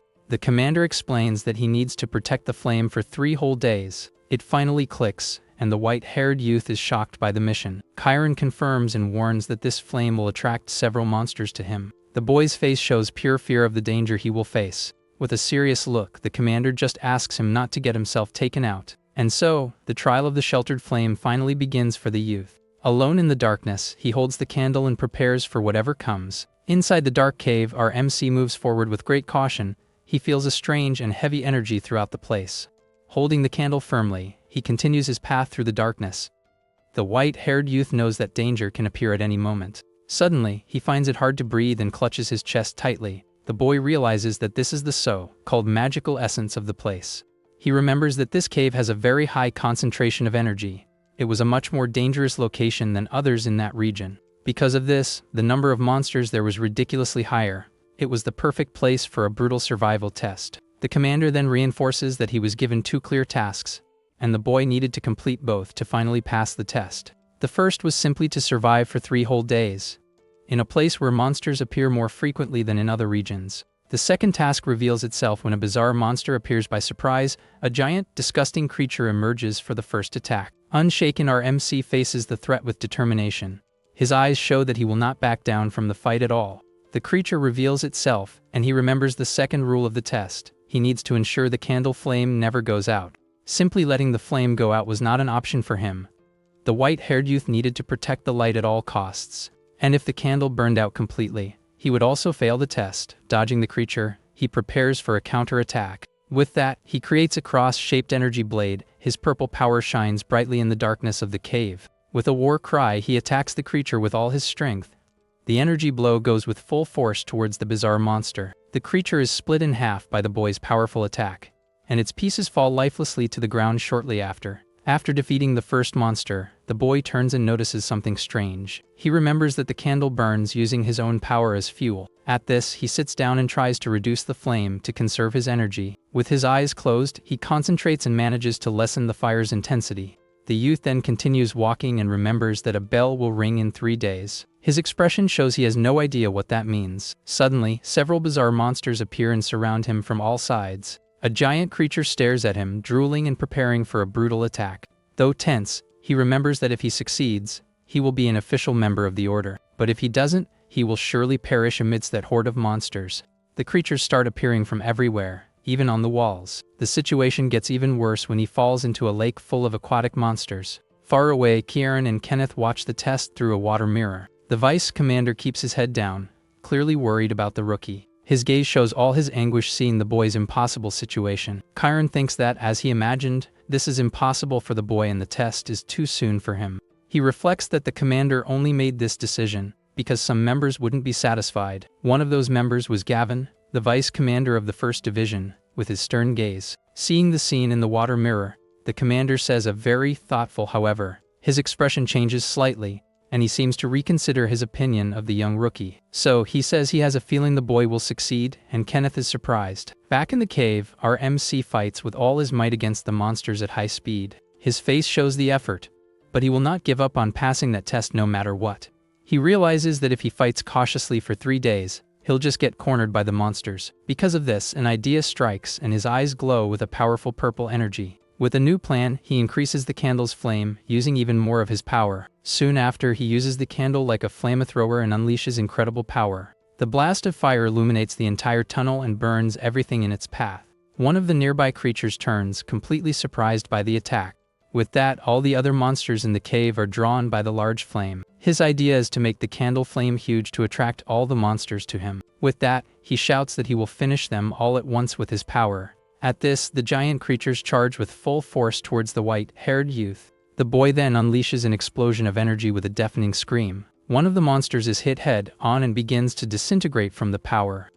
The white-haired youth stands in the middle of the explosion that destroys everything around him. The overwhelming purple energy spreads throughout the entire cave in seconds. The monsters are completely destroyed and turned into mere pieces in the air. As a result, he is left alone in a giant superheated crater. With a smile, he asks what they thought of his demonstration of power. Far away, Kenneth is shocked while Kieran watches everything attentively. The vice commander wonders if he plans to defeat them all and spend the rest of the time there. Back in the cave, our MC stares into the void, completely exhausted. But Kieran smiles, as he seems impressed with the boy's attitude. He then admits that if the youth pulls this off, it will be something quite incredible. But suddenly, Kieran's expression changes, and he notices something very strange. He stands up, startled, and shouts for them to wait, because something is very wrong. Because the commander says that things shouldn't be there at all. Lying on the ground, our MC passes out, and Kieran can't believe what he's seeing. Far away, Gavin, the man who suggested the test, watches everything with a smile. At this, Kieran becomes furious and curses the vice commander for his trap. Back in the cave, the panting youth holds the candle, which is already halfway gone. He thinks that now he just needs to reduce the flame and survive for 3 days. But suddenly, the boy senses a strange presence approaching him. With that, a beam of red energy grazes past his face with full force. The attack explodes on the wall, and the white-haired youth turns around, surprised. His expression shows pure shock at the new and unexpected threat, because a giant mechanical leg stumps right in front of him with great force. In the darkness, a robotic creature with a red eye emerges to fight. It was a 6-armed golem, and each of them held a sharp sword. Our MC stares at the golem and wonders what on earth that thing is. Furious, Kieran shouts that there's no mistake and recognizes the creature instantly. He reveals that it's a berserk, and the golem's eye glows with power. The robot fires another beam, and the white-haired youth narrowly dodges it. The narration explains that this was an anti-monster weapon developed by the Order. Kieran grabs a phone and furiously calls Gavin, asking what he thinks he's doing. Gavin, however, just calls him ridiculous with a mocking tone. He explains he was just testing a prototype, and the forest was convenient. The vice commander adds that the boy's cave just happened to be nearby. Kieran becomes even more furious and asks if he expects him to believe that. With a serious tone, Gavin warns him not to think about helping the white-haired youth, because in the test, he needs to endure every hardship and injustice that comes his way. If the boy can't take it, he'll fail, and they don't need a kid like him. At the warning, Kieran clenches his teeth with great anger and frustration. On the other end of the line, Gavin hangs up the phone and gives a sinister smile. Suddenly, someone knocks on Vice Commander Gavin's office door. With that, Fran enters the office dressed as a maid, bringing tea. He asks why a division head stoops to playing servant, but she says it's just a hobby. Gavin replies that he doesn't want sugar and drinks his tea peacefully. With a smile, the commander comments that he seems to be in a good mood. The vice commander confirms that he is not in a bad mood as he sips his tea. His gaze shows that he is very satisfied with the progress of the test. On his desk, a magic mirror shows the fight, and he says the fewer worries, the better. In the cave, a small monster with a giant eye watches the fight from afar. The golem fires 2 powerful energy beams towards RMC. With an impressive leap, the white-haired youth narrowly dodges the attack. Seeing he has no choice, he creates a sphere of purple energy in his hand. Without wasting time, he shouts and launches his power with all his might towards the robot.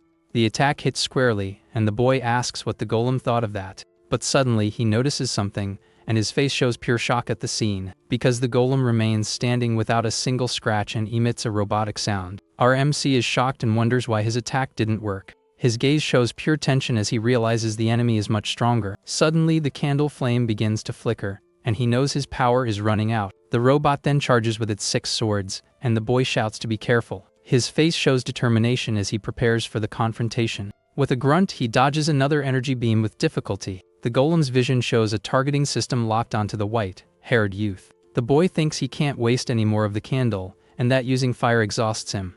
He knows that even if he attacks with the flames, there's a high chance it won't work. Dodging another blow, he wonders what on earth he should do now. With a leap, he continues to evade while trying to think of a plan. Fallen and panting, our MC is already at his energy limit. The golem just watches him from above, waiting for the moment for the final attack. With that, the robotic creature's eye glows, preparing for another shot. In the robot's sights, our MC thinks that it must have some weakness. He stares at the machine, and the golem just stares back, not moving. The two remain in a tense standoff in the middle of the destroyed cave. With this, he finds it strange and notices the robot is no longer attacking. To test his theory, the white-haired youth takes a step to the side, and at the same moment the golem fires a beam, and he dodges it by a hair's breadth. The powerful attack kicks up a cloud of dust and debris everywhere. At that moment it clicks, and he finally understands the enemy's pattern. Because the robot only attacks when he moves, detecting his movements. Knowing this, the boy comes up with a plan and starts running with all his might. He runs in a straight line towards the golem to test his crazy theory. The machine then fires several beams at once, trying to hit him, but the white-haired youth doesn't stop and prepares a counter-attack in mid-air. With a leap, he throws himself to the side and launches his power behind him. The golem's eye turns and aims at the ball of energy he threw. With his plan, the energy ball attracts the golem's beam, which turns against the machine itself. At this, the robot begins to fall apart, and its arms are cut off by its own power. Our MC celebrates because his idea of making the enemy destroy itself worked perfectly. Seizing the chance, he charges forward with everything and shouts for the scumbag to finally go down. With a powerful punch, he hits the golem's head, and a large explosion occurs. The purple energy spreads and completely destroys the robotic creature's core. From inside the golem, he tears out a bunch of wires and cables with all his strength. He holds the robot's core with a victorious look as he destroys it completely. The golem's head makes one last strange sound before finally shutting down for good. Before the defeated enemy, our MC remains standing, holding the lit candle. The golem's remains disintegrate as he looks at the wires he tore from the machine. With his face injured and tired, he just says it's okay and seems satisfied. His reflection then appears in a magic mirror that was watching the entire fight from afar. That mirror belonged to Gavin, who followed the entire test very closely. His face shows pure anger and shock, because his plan to get rid of the rookie failed. Fran praises the boy, saying he was impressive while Gavin watches in silence. But the vice commander says the weapon needs to be refined and asks for the sugar for his tea. With that, he drops several sugar cubes into the cup and stirs it vigorously. From there, the man drinks the super sweet tea, and the commander just smiles beside him. Gavin then dismisses her, saying a division head shouldn't be so idle.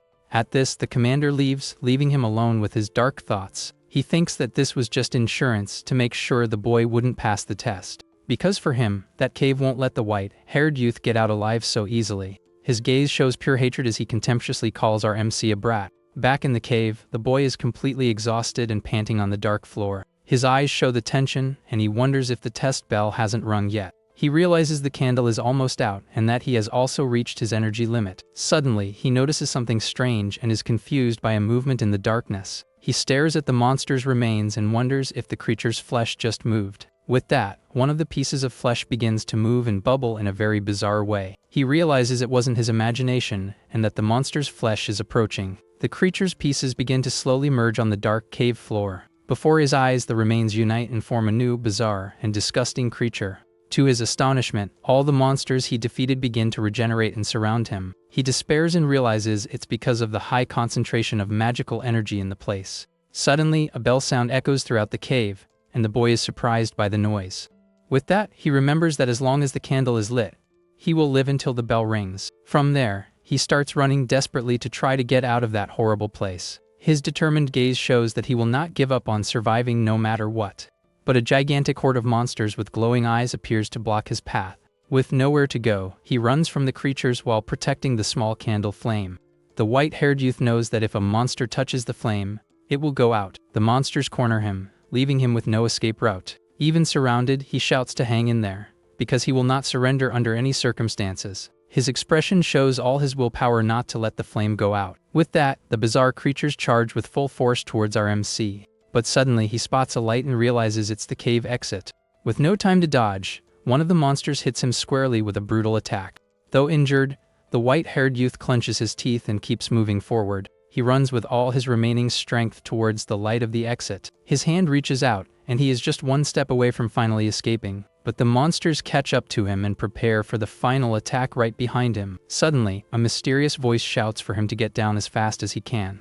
With that, a blade of blue energy passes over him and hits the monsters. Lying on the ground, he sees a giant metal boot right in front of him, because Kieran was there and announces that the test time has finally run out. From there, the commander pulls him out of the cave with great force. Once outside, he stares at the candle and wonders if it's all over. With no strength left, he passes out and collapses on the ground, completely exhausted. But Kieran catches him, and the boy groans in pain from his injuries. With a relieved look, Kieran confirms that yes, the test is finally over. And with a hug, he congratulates him and says the boy held up very well. Our MC then completely passes out exhausted after all that. But suddenly, his eyes open in pure shock at a new vision, because he sees himself sitting on a throne in a dark and mysterious chamber. A voice explains that this place was the ceremonial chamber of the Order. Before him stood Commander Arthur in a very fancy formal uniform. The red-haired woman just stares at him with a confident smile on her face. All the leaders of the Order of Knights were gathered around him. She then announces that from that moment on, the rite of passage begins. To prove their trust in the rookie, everyone will reveal their vows and weapons there. With that, the tip of a spear slams into the ground with a metallic sound. Kieran introduces himself and reveals his vow was to never have a family. Soon after, another different weapon touches the ground with a soft glow. Fran then introduces herself and says her vow was to abdicate food for life. Next comes Kenneth with his weapon, and he introduces himself as the Vice Commander of the 2nd Division. The boy reveals that his vow was to never tell a lie for the rest of his life. Soon after, Grift, the Commander of the 4th Division, says his oath was to dedicate his right arm to God. Next is Jack, the Vice Commander of the 6th Division, and his bizarre vow was to remain a virgin forever. Our MC watches all of this completely shocked and not understanding their sacrifices. His expression shows that he is still processing all those bizarre oaths. With that, Gavin, the Vice Commander of the Order, appears and says his vow was to never sleep again. With a serious look, he adds that his shield serves a very important purpose, because he will never forgive those who dare to betray the Order of Knights. Our MC listens to everything with a serious and concentrated expression. Suddenly, a voice calls him, and Arthur, the Commander General of the Order, reveals herself to him. With her sword in hand, she prepares to reveal her own powerful oath. Before everyone, she raises her weapon and states what her sacred vow to the Order was. The white-haired youth stares at her, not believing what she was about to say. With a confident smile, she reveals her vow was to renounce her own gender. Arthur turns to the new recruit, Leica, and asks him to reveal his weapons and his oath. With a serious look, the commander explains that this would be a great sign of trust from the Order. At this, the other knights watch attentively, waiting for the youth's response. Our MC becomes completely flustered and stammers, not knowing what to say to them. With his head down, he starts to sweat because he doesn't remember his own oath. From there, he clenches his fist tightly, and a powerful energy leaks from his body. Suddenly, an explosion of purple power engulfs the hall, surprising everyone. With that, our MC transforms once again with his long hair and glowing marks. The other knights are shocked, and Gavin can't believe the rookie's display of power. The energy then dissipates and he returns to his normal form, staring at the commander, confused. Before everyone, he introduces himself as Leica and prepares to reveal his oath. A tear of blood runs down his face, and he tries to remember but can't. So, he stands up from the throne and admits the truth, saying he simply doesn't know. Looking at his hands, the boy becomes frustrated because he doesn't understand how he gained so much power. A shadowy figure appears in his mind, and a voice says he gave up something important. The commander stares at him in silence for a moment and seems to think. But the youth shouts that he will become stronger than all of them to earn their trust. He doesn't want to see anyone else get hurt and wants to save everyone before it's too late. At this speech, other knights like Fran and Kieran look at him with admiration. Our MC adds that to protect the flame of life, he needs strength. With that, Arthur raises her sword and says she accepts his determination as proof of trust. The boy is completely speechless at the commander's unexpected response. With a smile, she finally accepts him and welcomes him to the Holy Order of Knights. The white-haired youth can't believe he has finally achieved his lifelong dream. Kenneth and the other knights celebrate and applaud the decision to accept the new recruit. With that, our MC turns his back and celebrates with great happiness and emotion. His eyes sparkle because he has finally found a place to call his own in the world. The ceremony then ends, and the commander withdraws from the main hall with a smile. But from afar, Gavin watches her with contempt for accepting someone who doesn't even know his vow. The vice commander glares at the situation with hatred, and his name is revealed to the boy. The commander turns and reminds Gavin that he was the one who proposed the condition, and that being worthy was simply passing the trial he himself created. She continues, saying that admitting not knowing one's own vow is already risking one's life. Thus, that was more than enough proof of trust. But the vice commander shouts that the problem is the boy's irregularity. He asks what will happen if that power endangers the order. Calmly, the red-haired woman says he worries too much, because the boy's flame grows stronger the closer he gets to being wiped out. With a smile, she adds that his power will surely become a strength for all of them in the future. At this response, Gavin is completely shocked and speechless. He can't believe the commander general's blind trust. The scene then shifts to a large train traveling through a green landscape. A voice announces that their destination is West Central Street. Inside the train, an employee announces that the journey will last about 2 hours and asks all passengers to relax and enjoy the ride. From there, we are taken to the knight's reserved car, and there are MC Kenneth and Jack resting a bit. The white-haired youth has a huge smile on his face. He seems very happy with his new uniform and his new life in the Order. In his thoughts, he celebrates joining the Order and says his days of suffering and humiliation are finally over. With his hands behind his head, our MC relaxes and thinks his life will be pretty easy now. Kenneth just watches him with a bored expression. Suddenly, a young woman approaches with a tray full of food. She says she brought a gift for the knights, and the boy gets excited. The youth takes the food but soon worries about how he will pay. However, the woman says he doesn't have to, as it was a special gift. Our MC is impressed by the woman's kindness. He thinks being a knight is amazing for getting free stuff. But Jack warns him not to think it's free. As he eats, he explains that they pay in another way. With a knock on the table, he prepares for the revelation. The sound echoes through the car, creating a tense atmosphere. Because Vice Commander Jack reveals that they pay with their own lives. Our MC is shocked and repeats the words "our lives," not understanding. The knight explains that's why people respect them and expect them to always protect them in return. At this explanation, the white-haired youth understands the responsibility, and without wasting time, he starts to devour the food. He says that after joining the Order, he can't hesitate. Seeing the scene, Jack laughs and calls him a very amusing pup. Changing the subject, Kenneth asks the reason for the trip. He finds it strange that they are heading to Jack's jurisdiction. With a smile, the vice commander of the 6th Division just confirms. He reveals that monster activity in the West has increased significantly. Because of this, they ended up requesting reinforcements. Looking at the crowded car, Kenneth is surprised by the number, but Jack explains that most are rookies or support staff. Our MC agrees that makes sense, but suddenly he turns and looks at Kenneth with a question. The white-haired youth asks why he is there, and Kenneth shouts furiously, saying he wasn't just goofing off. He reveals that Fran sent him to keep an eye on the rookie. Jack laughs, because he knows his colleague can't lie. Hearing the whole conversation, our MC gets embarrassed. He didn't expect to receive such special treatment. Our MC then gets Jack's attention to ask a question. The vice commander just looks at him, waiting for the rookie's query. The white-haired youth asks if the vow to be a virgin really counts. Kenneth, beside him, chokes on the completely out-of-line question. Jack yells at the boy for the bold and disrespectful question, but our MC defends himself, saying he's been curious since the ceremony. With a laugh, the knight says that's the thinking of a pup, and that God wouldn't accept the same sacrificial offer from him. He explains that the value of virginity is different for someone who has never loved. For the vice commander, what really matters is the value of the sacrifice. Our MC seems to finally understand the whole logic of the situation. Jack concludes that what matters is how precious what you offer is. Kenneth then uses Commander Fran as a good example for the rookie. After all, she vowed to give up food for the rest of her life. He explains that for her, food meant something much deeper. It wasn't just about the need to eat to live. At this revelation, the white-haired youth becomes very thoughtful. He begins to understand the depth of each knight's vows. The image of Commander Arthur then comes to his mind with her vow. He wonders about the sacrifice of giving up one's own gender. Jack and Kenneth exchange a look, and the vice commander continues the explanation. He had something more to say about the powerful commander general. With a serious tone, Kenneth reveals that the commander is a true princess. Our MC is completely confused by the revelation. The vice commander then explains that the leader of the order is always chosen, and they must be a member of the kingdom's royal family. He reveals that the previous commander was her half-brother, and after he was gone, the woman inherited the important position in the order. Having been spoiled her whole life as a true princess, that vow to renounce her gender was a huge sacrifice for her. Our MC becomes thoughtful with the explanation about the commander. He finally understands the weight of each knight's sacrifices. With this, he wonders if that's how she got so much power. The red-haired woman's sacrifice was truly on another level. Suddenly, Kenneth grabs the boy's face with great force.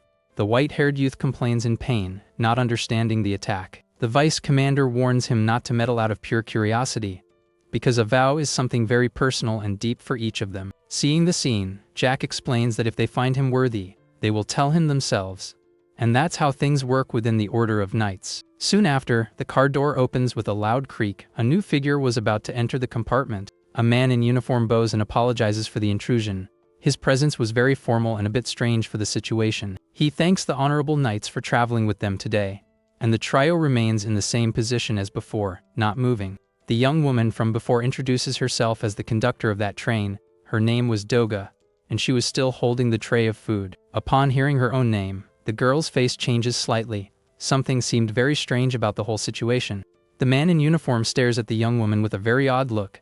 He seems to recognize her, but in a very sinister and frightening way. His face then reveals itself with a red mark and a glowing eye. He asks who she is with a voice of pure evil and hatred. Without a second thought, the creature charges forward to attack.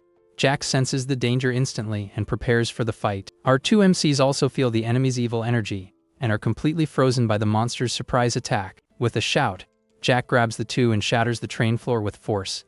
He throws them away to save them from the demon's attack. The scene descends into chaos and the car floor is completely destroyed. Our MC stares at the bizarre spikes, not believing what he sees. At this, the train conductor reveals himself amidst the destruction, and from his body emerge several sharp and terrifying tentacles. With that, the entire car becomes a scene of pure horror, and the other passengers were taken down by the demon's spikes. Laika is completely shocked by the scene of carnage. He can't process what just happened in there. Because the other rookie knights were hit head-on, they didn't stand a chance against that surprise attack.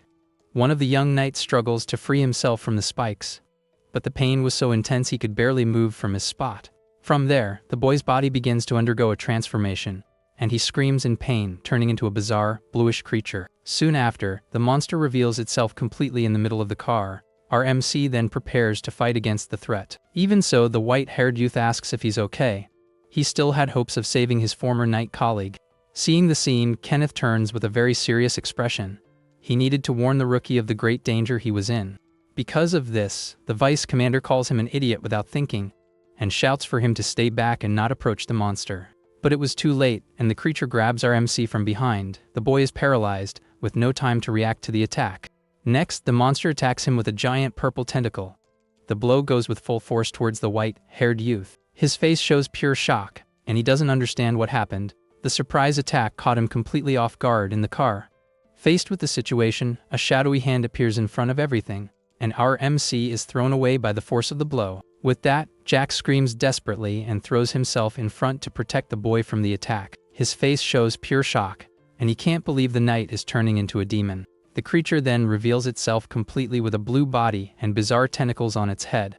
Seeing the scene, the headless conductor confirms that the knight was right all along. He then introduces himself as Doga and reveals that he serves the powerful Lord Tempest, the mage. With a sinister smile, he warns that anyone who stands in his master's way will meet a tragic end. Faced with the threat, Jack clenches his teeth with great anger and prepares for battle. Kenneth and our MC also face the enemy with looks full of determination. The vice commander realizes that this power is the same that created demons in the past. And if so, the man in front of them can only be the legendary and feared mage. It finally clicks, and the boy is completely shocked by the revelation. Even with his injured hand, our MC gives a smile and seems ready to fight. Suddenly, another of the transformed knights charges to attack the white-haired youth. But Kenneth fires his weapon and hits the creature to protect his comrade. With his weapon in hand, the vice commander prepares to fight with everything he has. Kenneth points his weapon and aims directly at the enemy's head without hesitation. With that, the shot hits squarely and the man's head explodes in a green light. But the enemy's body remains standing and Jack shouts for his comrades. From there, he unleashes a golden energy and our MC responds to the call. Thus, a small fairy emerges from his power, and the technique is called Fairy's Tear. Jack says he's counting on her, and the little fairy flies towards Laika to heal him. The creature grabs the boy's injured arm and says it can heal anything. The white-haired youth clenches his teeth in pain as his arm is healed. An intense golden light envelops the wound, and the healing begins to take effect. The little fairy says her job is done and that the pawn was no longer useful. Our MC is shocked to see that his hand has been completely healed. He stares at his own hand, not believing it, as a strange sound echoes. Doger observes the scene and wonders if that was the famous divine art. Lying on the ground, he thinks that the members of the order are very skilled. But the man's body gets up and reveals a bizarre brain in his neck. Doga's voice echoes, thinking about the knight's abilities. He shows the fatal wound of one of the order's members. With a sinister smile, he laments that they will be defeated, And the worst part is, it will be by one of their own comrades. From there, an explosion of red energy engulfs the car, and the man calls the whole situation a great tragedy. At this, our trio of heroes faces the threat with great anger. They will not let their comrades act like monsters. With that, the fight resumes, with the three of them attacking with everything. The speed of the blows was impressive in the middle of the car. Jack realizes the monster is very fast and is surprised. He didn't expect the creature to be so strong, because by becoming a demon, its abilities were enhanced. The transformation made it much more powerful and dangerous. Far away, Doga just watches the fight with a smile. He warns that if they don't stop the monster somehow, the civilians in the other cars will also end up involved. And the other monsters advance to attack the people. But our MC grabs the hand of one of the creatures. He will not let the monster advance to the next car. With that, he shouts for the creature to stop, because he is from the Order. He tries to make the former knight remember who he was. The monster just roars with anger, not listening to the boy, who continues to shout that he shouldn't attack normal people. Desperate, the white-haired youth shouts for him to wake up. He wants his former colleague to snap out of that evil trance. Suddenly, a knife hits one of the monsters in the eye. The creature screams in pain from the unexpected surprise attack. Our MC is shocked by the scene, and a shadowy hand appears, and several spheres of purple energy float near his face. Jack explains that a human who turns into a demon can never go back to normal. He continues, saying the Order exists to protect people, and that the boy should have learned that in the trial of the sheltered flame, because to protect everyone, they must sacrifice their comrades. The vice commander stares at the rookie with a serious and challenging look, and says that if he can't do it, he'd better get out of there right now. Our MC is shocked by his superior's harsh words. With that, Kenneth says they'll handle things and tells him to focus. The white-haired youth clenches his teeth with anger and frustration. He then spots a scared little girl huddled in the corner of the car. Without a second thought, the boy grabs her and pulls her out of danger. With that, he takes her to the other cars to leave her in safety. From there, he begins to evacuate the other passengers from the train. He screams desperately for everyone to run to the safer cars. The civilians are terrified by the news and can't believe the danger. Our MC shouts for everyone to hurry and get out of there. The civilians run desperately through the train car in a panic. People run for their lives without looking back. The situation inside that train was complete and utter chaos. With that, the white-haired youth continues to shout for everyone to go quickly. He needed to make sure no one was left behind in the car. But the boy notices a family that can't move from their spot. The woman wonders what they should do in that situation. The children cry in fear, and the mother is completely paralyzed. Terror had taken hold of all of them in that moment of desperation. Suddenly, the door behind them explodes into 1,000 pieces with full force. The loud noise frightens the innocent passengers even more. The woman and her children look back, completely terrified. Their faces show pure horror at the new threat that has emerged. Because one of the transformed monsters appears with 4 bizarre arms. The creature was ready to attack the defenseless family without mercy. Seeing the scene, the mother screams desperately along with her children. They had nowhere left to run or hide from the monster, but our MC appears in front to protect them. A pink energy begins to emanate from his arms with great power. He remembers that the duty of the Order of Knights was to protect everyone, and he will not let that family be harmed in any way. With that, the white-haired youth charges with full force towards the monster. He will use all his strength to defeat the bizarre creature. His transformation is activated and incredible power explodes from his body. He was ready to end this threat once and for all. From there, he creates a sword of light and powerful purple energy. His new weapon shines brightly in the middle of the entire car. With a look of fury, he shouts that he will not let the monster harm them. His determination was completely unshakable at that moment. With his sword, he cuts the link between the cars with an explosion. The force of the blow splits the train in 2 in the middle of the bridge. Meanwhile, inside the fight continues, and Jack charges against the monsters. Kenneth also prepares to help his battle companion. Suddenly, the 2 look back, completely shocked by the scene. They can't believe what the white-haired youth just did, because our MC simply detached the entire car from the rest of the train. And now they were completely isolated in the middle of the bridge. From there, he jumps back into the car with an agile movement. His transformed state seemed much lighter and more powerful than before. Landing on the ground, the enemy praises him and calls him a little doggy. Jack and Kenneth just watch the scene, not understanding the boy's power. At the taunt, our MC glares at the enemy with hatred, and Doga just gives a sinister smile at the whole situation. With that, their car moves further and further away from the rest of the train. The distance between them grew with each passing second. In the other car, the family he saved watches everything from a distance. They were finally safe, thanks to the knight's sacrifice. In his new form, he says that with this, the civilians should be fine. His mission to protect the innocent was successfully completed. Doga, however, finds it all very strange and unexpected, because according to his investigations, only the vice commanders were strong. At these words, our MC shouts for him to shut up and calls him trash with a deep hatred in his furious gaze. With his sword in hand, he swears he will finish the enemy. His determination was unshakable, and he would not back down under any circumstances. The villain just gives a mocking smile at the boy's threat. He didn't seem the least bit intimidated by the youth's power. With a sarcastic tone, he apologizes for all of it, and says he just wanted to prepare something special for their trip. Even so, he admits that his planning was still quite insufficient. At the mockery, our MC shouts furiously and calls him a scumbag, but Jack holds him back and tells him to calm down and look at the situation. Because the enemy was planning something with the knights' bodies, the bizarre tentacles move and prepare for a new attack. With that, Jack proposes a race, and whoever reaches the enemy first will have the honor of taking out that noisy guy. At this, the trio of heroes faces the enemy with looks of pure rage. Doga just laughs and says this is all very terrifying for him. With that, he warns that if they don't use their heads, they might end up defeated. So, he will make their former comrades fight for him. A purple liquid comes out of the tentacles and enters the knights' bodies. With the order to fight for me, the monsters charge to attack. But the trio of heroes is not intimidated and also joins the battle. Jack prepares to cut one of the tentacles with his brute force. Jack charges with his knives and successfully cuts the disgusting tentacle.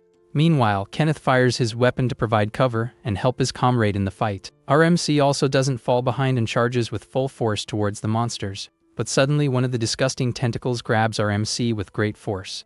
With great anger, he shouts and tries to free himself from the bizarre creature's grip. From there, an explosion of purple energy erupts from his body with full force. Suddenly, Doga appears in the midst of the confusion and seems to find the situation quite amusing. He then realizes that a frontal attack won't work against that boy. But Jack doesn't care about that and charges with full force towards the main enemy. With hatred in his eyes, he shouts that he will rip that scumbag's head off. The villain, however, just stares at him with a very calm smile on his face. Jack attacks with everything, but the enemy dodges with bizarre ease, because the villain simply vanished, and the car is all destroyed and blood-stained. Furious, Jack runs through the car and shouts for the coward to show himself and fight. He looks everywhere but can't find any sign of the enemy. Jack stands in the dark and completely silent corridor of the train. With his knife in hand, he wonders if the enemy really fled. But the knight thinks there's no way he could have escaped so quickly. His eyes search for any sign of the enemy hidden in the shadows. With great caution, he follows the blood trail through the destroyed car. Suddenly, he peeks through a door and his face shows pure shock, because the real train conductor was lying injured on the floor. The poor man's face showed the pure pain of his severe injuries. The vice commander approaches and is furious with the enemy's trap.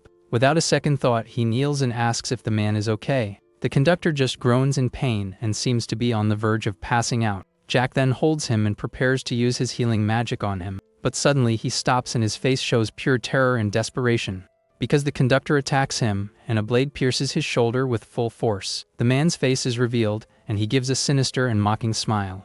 The fake conductor then gives a sinister smile and begins to laugh in a very mocking way. His eyes widen and he screams in a bizarre and frightening manner. Angrily, Jack throws his knife to the floor with a loud clatter. The villain mocks him, saying the knights are a bunch of fools for falling into the trap. Jack clenches his teeth with hatred and glares at the enemy with a furious look. From there, the man's body begins to transform in a bizarre and disgusting way. He reveals that the order always helps the injured, and that his older brother taught him that. With that, a strange creature emerges from the ground, and he asks if his brother agrees. The bizarre creature then continues to grow larger and larger in the middle of the train car. The older brother then reveals himself, and it was the same guy who attacked them before. He holds the small demon in his hand and laughs at the injured knight on the floor. Jack curses him with hatred, but the villain just continues with his mocking smile. Though injured, the knight stands up and shouts that he will finish that scumbag, but the enemy is faster and hits him with a brutal blow that sends him flying. The knight's face shows pure shock at the strength and speed of the villain's attack. The small demon holds Jack and calls him an idiot. He asks his brother if they should throw him out the window, and the other agrees. Doga praises Dulcie for following the plan perfectly. They reveal themselves as the terrible demon brothers, Doga and Dulcie. Fallen and injured, the knight remembers something important, and wonders what happened to the real train conductor. Dulcie replies with a smile that they already threw the man out the window, and that it happened a long time ago without anyone seeing. At that moment, Kenneth runs desperately through the train corridor. He shouts the name of his fallen comrade and battle nonstop. Arriving on the scene, he finds Jack gravely injured on the floor. The vice commander holds him, shocked by the horrible scene. With great anger in his eyes, Kenneth curses the two brothers. He calls them scumbags for what they did to his friend. Doga just mocks him and asks what he thought of the plan. He says that if you use your head, things get easier, because even an elite knight ends up defeated. The two brothers give a smile of pure evil and satisfaction. Suddenly, a blade of purple energy appears out of nowhere. The attack goes with full force towards the two villains standing there. The brothers' eyes widen in pure shock and surprise. They didn't expect such a sudden and powerful attack. The blow hits the small Dulcie, who was on his brother's shoulder, head on. He screams in pain, feeling the deep cut in his body. The bizarre creature continues to scream in total agony without stopping. The power of the attack was much greater than he had imagined. Our MC appears in his transformed state, enveloped in flames, and repeats the part about the elite knight with contempt. With his feet glowing with purple energy, he advances slowly. The white-haired youth prepares for the real battle. With his eyes glowing, our MC warns that he's going to take their heads. He says that as a rookie knight, he'll finish both of them off. From there, he turns to the enemies with a look of pure hatred. Meanwhile, Kenneth desperately tries to help the fallen Jack. The vice commander presses the wound firmly to stop the bleeding. But the knight's injury was very severe and wouldn't stop bleeding. Desperate, Kenneth realizes the wound is too deep. With that, he screams desperately for Neve to help. A small fairy named Neve appears and shouts that she knows what to do. She prepares to use her healing magic on the injured knight. Thus, the little fairy releases a powerful golden light to heal Jack. The energy envelops the two knights with an intense and healing glow. But Neve warns that since Jack is unconscious, the healing will take time. The process to close the wound would be much slower than normal. Seeing the scene, Dulcie prepares to attack with his bizarre hand. His other hand was completely destroyed by the boy's blow. Doga gets annoyed and calls humans very arrogant. He doesn't like the knight's attitude in this situation. He realizes the two knights are elite and calls his brother. The villain seems to have a new plan to end the fight. With a bizarre smile, Dulcie looks at the situation with malice. He seems to enjoy the idea of fighting such strong enemies. So, the two brothers fire an energy beam at the ceiling. The attack destroys everything and opens a hole in the train car. With the ceiling destroyed, Doga proposes taking the fight outside the train. He wants both sides to be able to fight with everything they have. With a sinister smile, he stares at the white-haired youth and asks if he agrees. The ceiling debris falls around them, creating a tense atmosphere. The hole in the car's ceiling reveals the sky and the bridge outside. The battle was about to move to a new, much more dangerous setting. Our MC grumbles and looks at Kenneth tending to Jack in the background. He tells the boy to leave the self-control to the cook and warns him about the hostages. With a determined look, Kenneth agrees and tells him to leave that to him. At this, the white-haired youth turns and asks what they want. With a smile, Doga replies that his duty is to send them to their doom. He adds that for his master's sake, he won't let them go to the west. Our MC asks what their master is doing in the west, but the villain doesn't answer. Because according to the enemy, he doesn't need to know anything at all. With a sinister smile, he adds that the boy will perish right there. From there, the two brothers jump into a dark tunnel on the bridge. Our MC comments that the place is very dark and prepares for the worst. Suddenly, several glowing eyes appear in the darkness and whisper to kill. With that, a horde of bizarre bats flies towards the white-haired youth. The creatures had giant eyes and a long, disgusting tongue. Unfazed, he creates his energy sword and prepares for battle. With a swift movement, he charges and cuts down the bats with his energy blade. His eyes glow with power, and he is not intimidated by the number of enemies. But the creatures keep emerging from the darkness nonstop and surround him again. He realizes the monsters are endless and needs to defeat whoever is controlling them. Suddenly, one of the bats gets through his defense and attacks him from behind. Before he is hit, a green energy shot saves him, and he is shocked. The boy looks to the side, not understanding where that unexpected help came from, because Kenneth appears up above and shouts, asking if our MC was okay. With his weapon in hand, the vice commander seriously faces the horde of monsters. He says the youth can't handle this alone and tells him to leave his six to him. Our MC gives a smirk and seems to agree with his colleague's help. With that, Kenneth strikes a pose and prepares to show his true power. Seeing the scene, Doga gives a sinister smile and shouts that their journey ends here.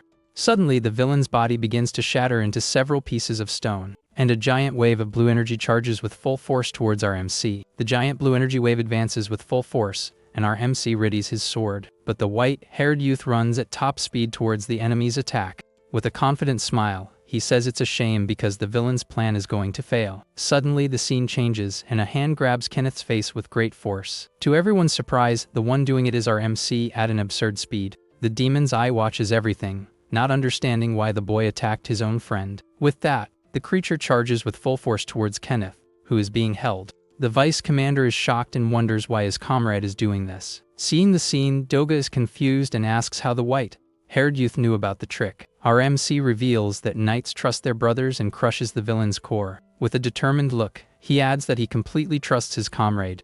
In a flashback, he remembers Kenneth asking him to leave everything in his hands.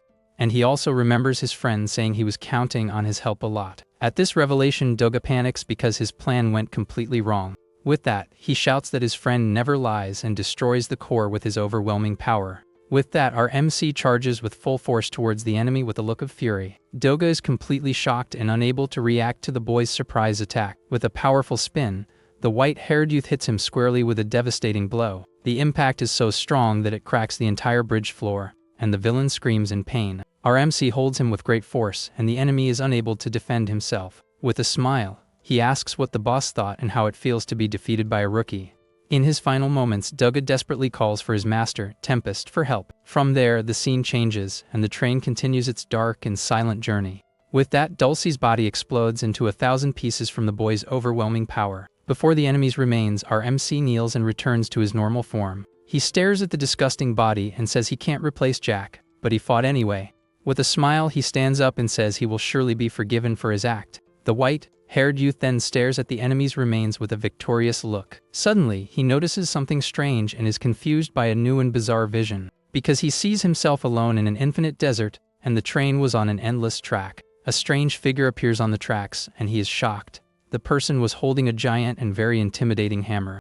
But suddenly, the vision disappears, and he returns to the train. Kenneth shouts that someone is standing right on the tracks. Without a second thought, the vice commander hangs onto the side.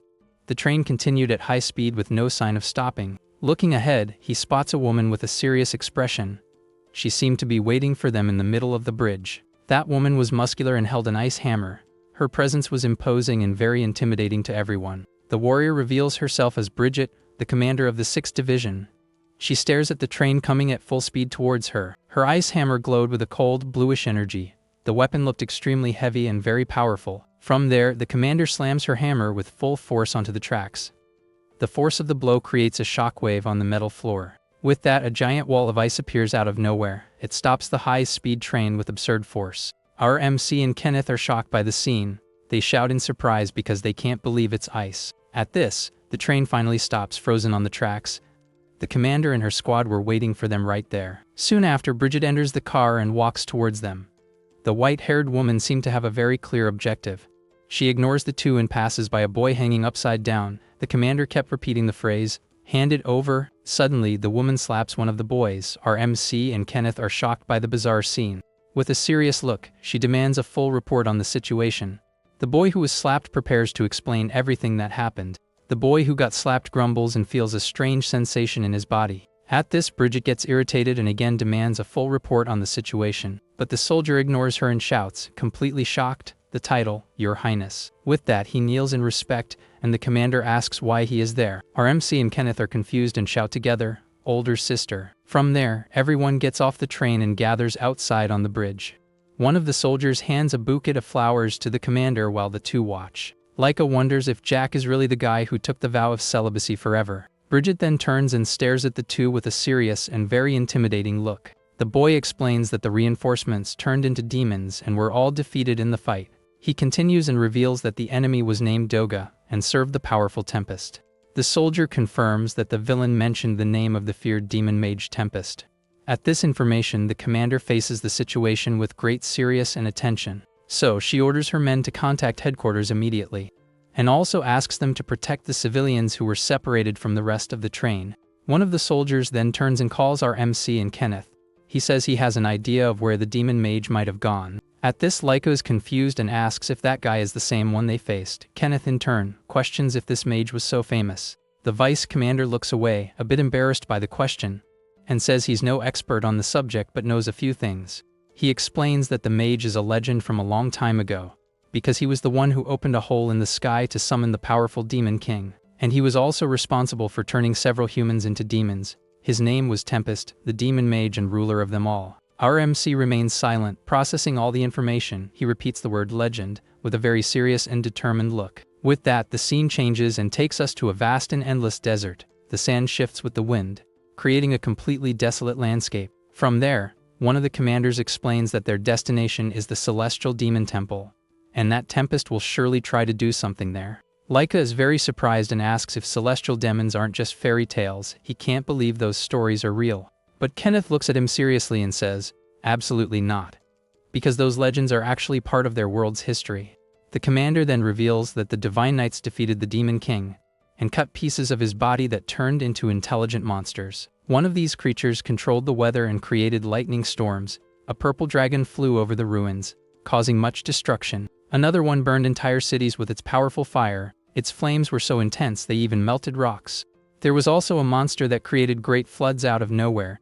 The waters rose and destroyed everything in their path without any mercy. And the last one had the power to shake the earth and split it in two. A dragon flew over a lava canyon with a red sun in the sky. With that, Kenneth explains that the knights of that era had no choice, and all they could do was fight and seal the monsters in temples. One of these temples is shown, and even sealed, the demons still emit a miasma, and this evil energy continues to create more monsters and demons. Suddenly, in the darkness, a pair of pink eyes watches everything. The presence was sinister and seemed to be waiting for something very specific. The white-haired woman explains that the place was once fertile and full of life, but the water demons sealed there sucked all the moisture and turned it into a desert. Our MC and Kenneth listen to the explanation very carefully. Their faces show the seriousness and weight of that information. The woman continues and reveals that they received a report, and that their group made contact with a man who creates demons. The commander confirms that headquarters already had rumors about the mage, and if the guy on the train used that name, they must act on it. With a tense look, the woman thinks that this is the worst possible combination, and that the mage could cause a disaster never before seen in history. The image of Tempest appears with a dark red aura, and the question of whether he was ahead of them hangs in the air with suspense. Our MC stares at the horizon with a tense and worried look. He wonders if the legendary mage was really nearby. The narration describes Tempest as the walking disaster, the celestial demon who once brought the Demon King to this world. Faced with the danger, the creatures pulling the boat accelerate. They run desperately through the endless sandy desert. The woman then announces that they are almost at the temple, and that the entrance to the underground location should be around there. Suddenly, one of the creatures pulling the boat screams in pain. It seemed to have felt something very strange and dangerous in the sand. With that, the boat is pulled with full force into the sand, and everyone is completely shocked, not understanding the situation. Suddenly, the boat is yanked with incredible force, and the three of them are shocked by the situation. With that, a giant, sinister red moon appears in the dark desert sky. Ruka stares at the moon, finding it familiar and wondering where he's seen it before. A mysterious voice then echoes in his mind, saying that this feels nostalgic. The white-haired young man is confused, wondering whose voice is in his head. Meanwhile, the boat continues to be swallowed by the desert quicksand. From there, they are all thrown into the air and begin to fall endlessly. Down below, they spot a giant structure that has emerged from the sand out of nowhere. Our protagonist screams in shock, realizing it's the Celestial Demon Temple. Using his agility, he manages to land on top of one of the temple's towers, but the tip of the tower breaks under the impact, and he immediately loses his balance. While falling, the young man desperately screams for the tower to stop rising. Suddenly, the sound of a party erupts, and colorful confetti flies everywhere. Ruka is confused by the scene, and a voice says it's happy to finally see him. Tempest the mage then appears, revealing that last time he only used a puppet. Our protagonist repeats that the enemy used a puppet to fight. He glares at the powerful mage's shadowy figure from atop the tower. With that, Tempest's shadowed face reveals a sinister, mocking smile. He seems to be getting a real kick out of the whole situation. At this, Ruka grits his teeth in anger and finally understands. He yells out, asking if he's really Tempest the demon mage. The mage then reveals his true face with a very calm smile. His eyes show he's completely at ease with the knight's arrival. Our protagonist is utterly shocked by the villain's appearance. His eyes widen, as he was not expecting this at all. Suddenly, Bridget appears out of nowhere and attacks with her ice hammer. The commander charges straight at the mage without a second's hesitation. Tempest, however, easily dodges and catches Kenneth in his arms. His speed was incredible, and he seemed to have predicted the attack. The commander lands on the ground, creating a shockwave with her power. She prepares to attack the enemy again with all her strength. With a smirk, the mage scoffs that the knights haven't changed a bit. To him, they're still as barbaric as they were in the good old days. The white-haired woman then glares at him and asks if he is the demon mage. Her hammer glows with a powerful bluish energy. Angrily, she warns him that this is not a place for him to invade. With a serious look, she demands that the mage leave at once. Tempest, however, just sits down and says he refuses to leave. His calm and mocking attitude irritates the commander even more. He explains that he conducted several experiments leading up to this moment, and that the monumental day he had been waiting for has finally arrived. Suddenly, a drop of rain falls, and the sound echoes throughout the area. Something very strange begins to happen in the desert sky. With that, a bizarre rain starts to fall over the large temple, and the red moon continues to shine brightly in the dark sky. The commander and her men are shocked by the rain in the middle of the desert. Bridget screams that it can't be, her face showing pure terror at the situation. With a smile, Tempest confirms that he has already resurrected Lord Veeble, the celestial water demon. From there, the rain begins to fall harder on the large temple. Kenneth and the other knights are shocked by the mage's revelation. The commander then glares at the enemy with a look of pure hatred and determination. Our protagonist is also terrified by the demon's resurrection. Suddenly, a small, female figure appears in the middle of the heavy rain. The pink-haired girl with horns yawns as if she just woke up. With a sleepy face, she complains that she's feeling very lazy and tired. Our protagonist is confused and wonders if that's really a celestial demon. With a smile, the mage wishes a good morning to Lord Veeble, who has just woken up. Tempest then kneels before her and apologizes for waking her from her slumber. With that, he kisses the creature's hand, and a blue mark glows intensely. The mage then asks her to exterminate the descendants of the knights who sealed her. With a smile, the mage asks her to sweep the knights away from there, but the pink-haired girl shoves him away, and the rabbit in her hand glows. Witnessing the scene, our protagonist and the other knights are shocked. Angrily, Veeble tells him not to give her orders and complains about him waking her up. Tempest is embarrassed and just stares at the girl with a strange expression. Ruka observes the scene and wonders if that is really a celestial demon. Bridget warns them not to let their guard down, as she feels a very concentrated miasma. The commander thinks that if that creature is freed from its seal. With a bored look, Veeble stares at the knights, and the woman completes her thought. Suddenly, the pink-haired girl looks to the side and seems surprised by something. Our protagonist also turns confused by the creature's reaction. With that, Veeble moves at an absurd speed toward the white-haired young man. She stops right in front of him and stares at him up close with a curious look. Suddenly, the creature recognizes him and shouts that it's Atron, and that it's been a long time. Our protagonist is completely confused and doesn't understand the situation at all. Veeble asks why he is in her territory, and the young man says he doesn't know anything.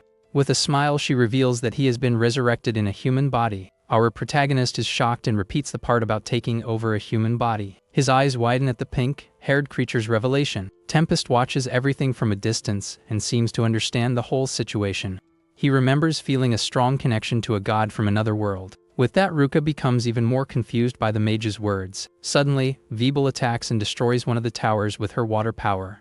The young man narrowly dodges and yells in shock at the force of the attack. With a smile, she calls him brother and invites him to play for a bit. From there, the creature flies with her bluish aura and calls him to battle. Without a second thought, she throws a spear of water toward the commander. With a smile, she shouts for the white-haired woman to catch the attack. The blow hits Bridget square in the chest, and she cries out in pain from the impact. Our protagonist shouts the commander's name, completely shocked. Wounded, Bridget desperately cries out for her younger brother Jack. Jack, in turn, summons his fairy Neve to help heal the commander. The small fairy appears with a golden energy, ready for action. With that, the creature's magic begins to heal the woman's injured arm. The white-haired commander clutches the spot where she was hit in great pain. In her pendant, she sees the reflection of our protagonist, furious. Suddenly, Kenneth fires a beam of green energy toward Veeble.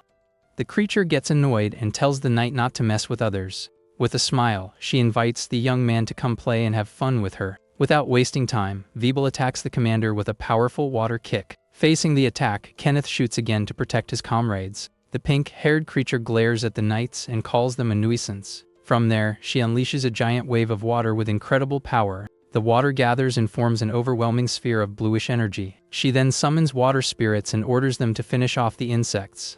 The knights fight bravely against the water spirits summoned by Veeble. Far away, Tempest watches everything with binoculars, finding the demon's power marvelous. He's so excited he's set up his own fan booth to watch the fight from the best seat in the house. His assistant eats a piece of cake and comments that her master seems to be in a good mood. The mage reveals that seeing a celestial demon in action was one of his greatest dreams. He's thrilled to be able to watch the fight so closely with his own eyes. Our protagonist, however, can't believe that a demon first awakened as a human.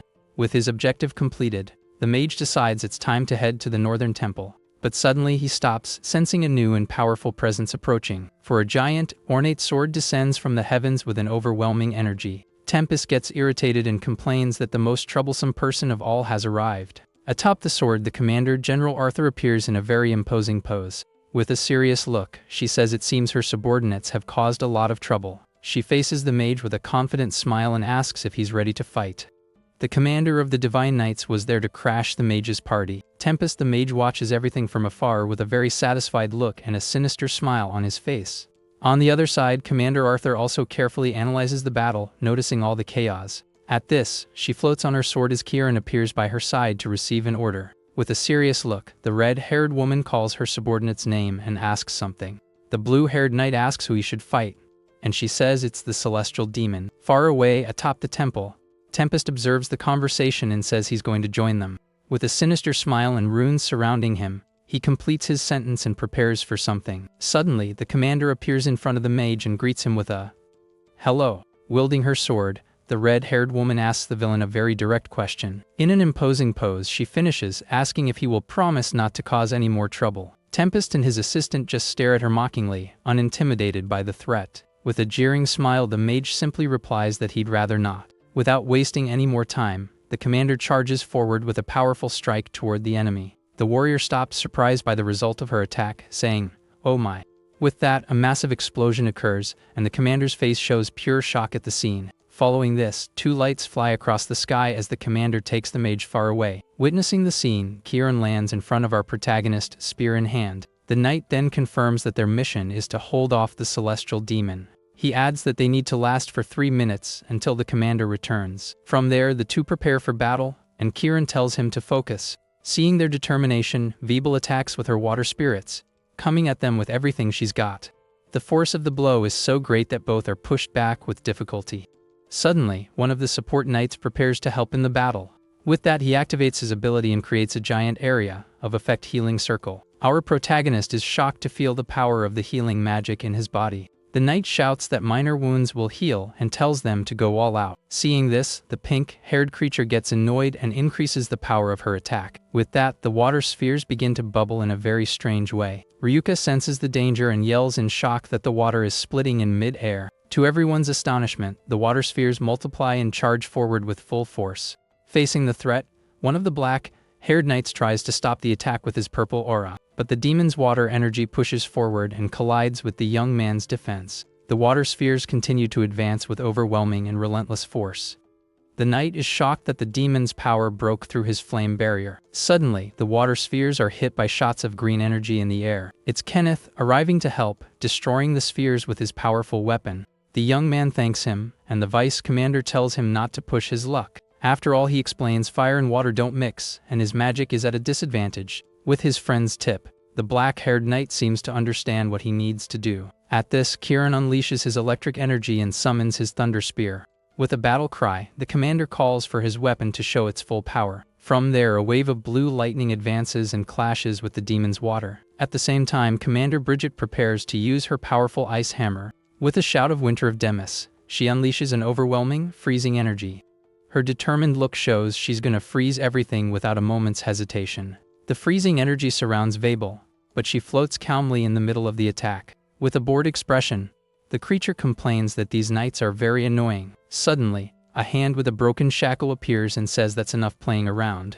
With that, the pink-haired girl gathers all the water around her with immense power. The sphere of bluish energy spins faster and faster, concentrating on her body. The creature's power continues to grow, and a new form is about to emerge. From there, Veeble transforms, revealing a much more intimidating appearance. Kieran notices that her aura has grown larger and warns that the real fight starts now. Facing the threat, the black-haired knight unleashes his power with red markings. His eyes glow with hatred, and he prepares to fight with everything he has. In his mind, Veeble calls him brother and asks him not to be so distant. The knight panics at the voice and screams for it to stop immediately. Enraged, he glares at the creature and says he is a human and a divine knight. Veeble is surprised and a little confused by the young man's strong resistance, but suddenly a sinister smile with very sharp teeth appears on her face. Furious, our protagonist screams at the creature not to look at him like that. His red eyes glow intensely, and the pain completely consumes him. Seeing this, Kenneth turns and asks what's happening to his comrade. Ryuka grumbles that this is such a drag, still feeling a terrible headache. He screams in agony, and the vice commander calls his name, completely worried. The white-haired young man realizes it's not just a voice, but something more in his mind. Desperate, he faces his own consciousness and asks who the heck is talking in there. A mysterious voice then replies that if the young man is also himself. With a sinister smile, the voice finishes, saying he'll deal with Veeble with great ease. Our protagonist wonders what that strange voice inside his head is. Suddenly, Kieran senses the danger and shouts that the creature is coming with everything she's got. Veeble floats in front of the red moon, preparing a large and powerful attack. With a smile, the creature charges at high speed toward the knights. Facing the threat, Kenneth fires his weapon and grumbles angrily at the situation. But the shots have no effect and Veeble continues to advance with a mocking smile. Kenneth gets trapped in a water bubble, not understanding what happened. With that, Veeble lands a solid punch on him, sending him flying. The blow throws the vice commander to the ground with great force and speed. Suddenly, a foot stops on the ground, and someone appears to help in the battle. It's Bridget, charging at the bizarre creature with her ice hammer. Her powerful attack creates a wave of ice and shards everywhere, but Veeble catches the hammer with one hand, without any difficulty. The commander is shocked and can't believe the strength of that creature. Veeble's hand glows with a blue energy as she prepares a counter-attack. With that, she fires a blast of power that throws Bridget back with full force. The support knight shouts the commander's name, completely worried. But she says she's fine and tells him to focus only on the healing magic. The young man agrees with a determined look and obeys her order. Meanwhile, the other knight continues to feel a terrible headache.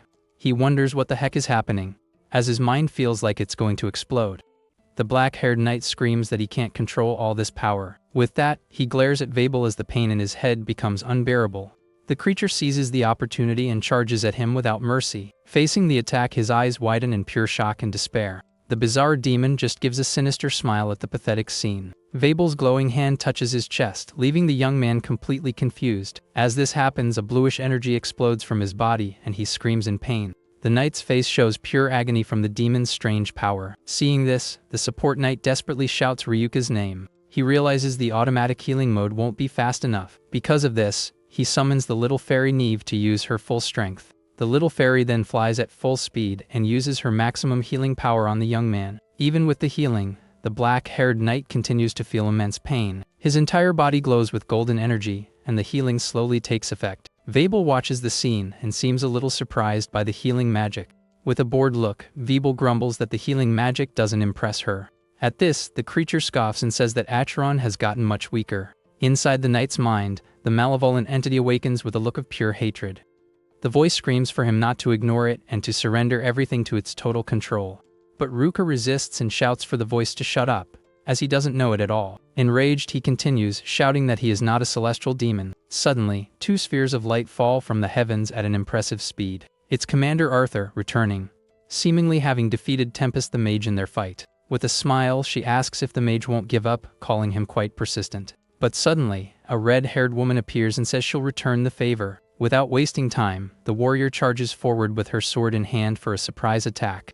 With a battle cry, she attacks the commander general with all her strength. The blow hits its mark and Arthur's legs are completely severed. The woman praises the commander for showing no emotion and says she won't let her escape. Even wounded, Arthur smiles and says the warrior wants to finish her off no matter what.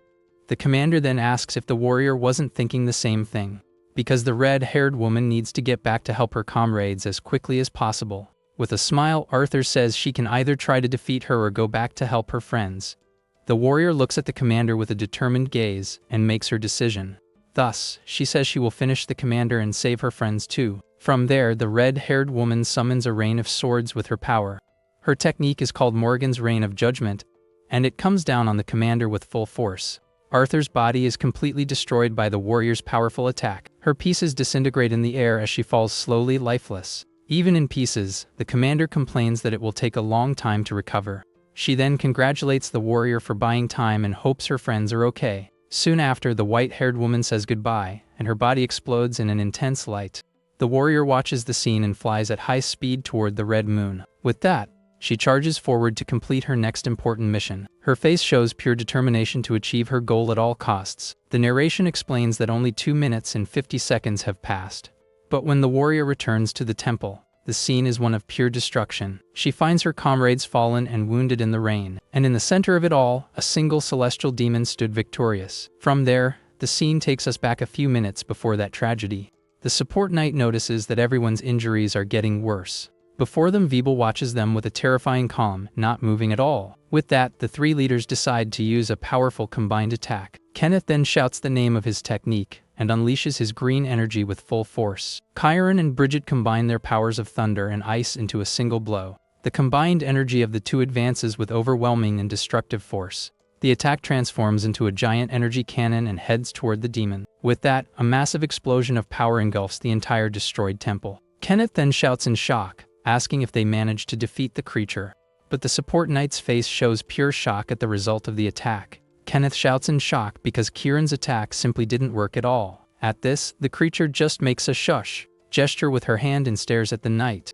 All the other knights are completely shocked and can't believe what they're seeing, because the power of the ice and thunder cannon is reflected and advances toward them. With that, a gigantic explosion occurs, destroying everything around with immense force. Fallen and wounded, Kenneth groans in pain amidst the debris and dust. Veeble then appears unscathed and looks at the knights with a very indifferent gaze. Suddenly, the creature moves at an absurd speed toward the commander. The white-haired woman is shocked and realizes she won't be able to dodge in time. Veeble's hand glows with a bluish energy as she prepares for the final blow. But the support knight throws himself in front and takes the demon's punch. Even with the blow, he smiles and says he's already used to the pain. With that, he holds the creature's fist with all his strength to keep it from moving. Veeble is surprised and wonders what happened as her energy has become unstable. With a bored look, she creates an ice hammer and prepares to attack. Commander Bridget is shocked and can't believe the strength of the bizarre creature. With a sinister smile, Veeble says that all of this is very irritating. With that, a wave of water erupts from the ground with impressive force. The attack throws all the knights away with overwhelming power. Fallen and wounded, Ryuka observes Chiron's lifeless body on the ground. Desperate, he sees the bodies of his other comrades lying in the rain. His eyes fill with hatred, and he can't believe they're all gone. The voice in his mind warns that if he keeps stalling, everyone will perish. The knight then gets up and creates a blade of purple energy in his hand. Enraged, he screams and charges straight at the celestial demon.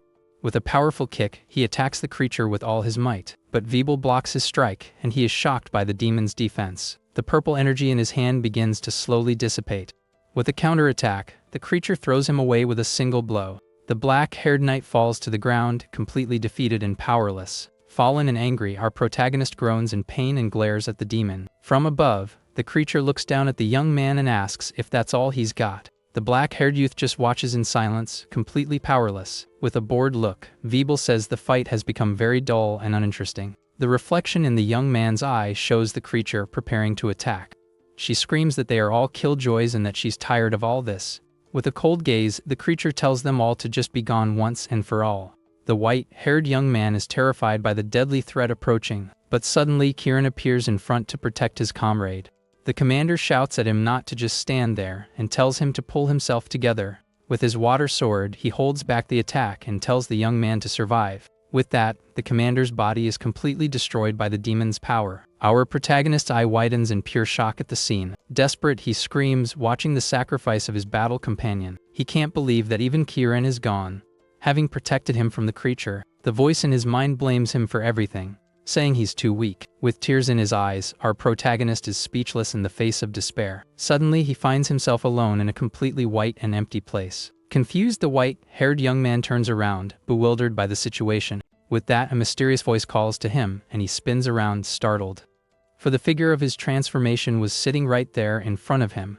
The being then says that if he wants to save everyone, he needs to give up his body. The entity stares at him and calls Ryuka's name with a very serious look. It adds that it's talking about itself and that he is Ryuka. Our protagonist shouts that he doesn't understand and asks who the heck he is. The creature calls him slow and says he's pretending not to understand the situation. At this, the being calms him down and reveals that they are in the world of the mind, and that no matter how much they talk, time won't pass outside. Thus, it introduces itself as Acheron and says it was sealed in the north. With a sinister smile, it reveals that it's what they call a celestial demon. Our protagonist repeats the words "a celestial demon" and the name Acheron. The entity stretches and says it will explain everything to him at once. From there, the scene goes completely dark, and the story flashes back to the past. Acheron explains that 15 years ago, he escaped his seal with a piece of himself. Ryuka then asks if that small ball of energy was really the demon. The being confirms it, saying that in that state, it could do nothing and needed a body. Because of this, its energy flew to a village that was being attacked by monsters. There, it found a woman who was on the verge of perishing amidst the destruction. Without a second thought, the entity incarnated in her womb to survive. At this, it reveals that the baby born from that woman was our protagonist. The white-haired young man's eye turns red, and he can't believe it. Acheron mocks him, showing how he always deluded himself by saying he wasn't a monster. With a smile, the entity reveals that he was always a monster from the very beginning. The being adds that he was a monster even before he was born. Back in the mind, a sphere of energy appears between them, and the story continues. Acheron reveals that thanks to the Holy Grail, he has finally grown to this point. Our protagonist is completely in shock at the entity's revelation. With a sinister smile, the entity shows its true malevolent intention. With that, the scene returns to the moment our protagonist awakened his power. His eyes show pure confusion at the energy consuming him from within. Lying on the ground, he screams in pain, feeling the overwhelming power in his body. He screams that it hurts so much and that his throat was burning relentlessly. Acheron then says that he was worried all this time about some pact. Our protagonist's face shows pure agony from the situation. At this, the entity holds the young man's face and says that this is the pact. Acheron asks what he can offer when he has nothing but his own body. With that, he says he will lend his power, and in return, his spirit will burn. And when the young man can no longer bear it and his spirit is completely depleted, Acheron will finally emerge and take control of everything that exists. With a sinister smile, he adds that the young man's body will finally be his. Acheron curses at our protagonist and swears he'll be done with him. But after that, he says he'll finally get to have some real fun. He intends to make the most of his new freedom. The entity tells the young man to give up, as the flames will ease his pain, otherwise, he will continue to burn forever, suffering without end. The being explains that, after all, this is a space without any concept of time, and the energy continues to burn the white-haired youth's soul. With a sinister smile, he tells the young man to slowly turn to ash.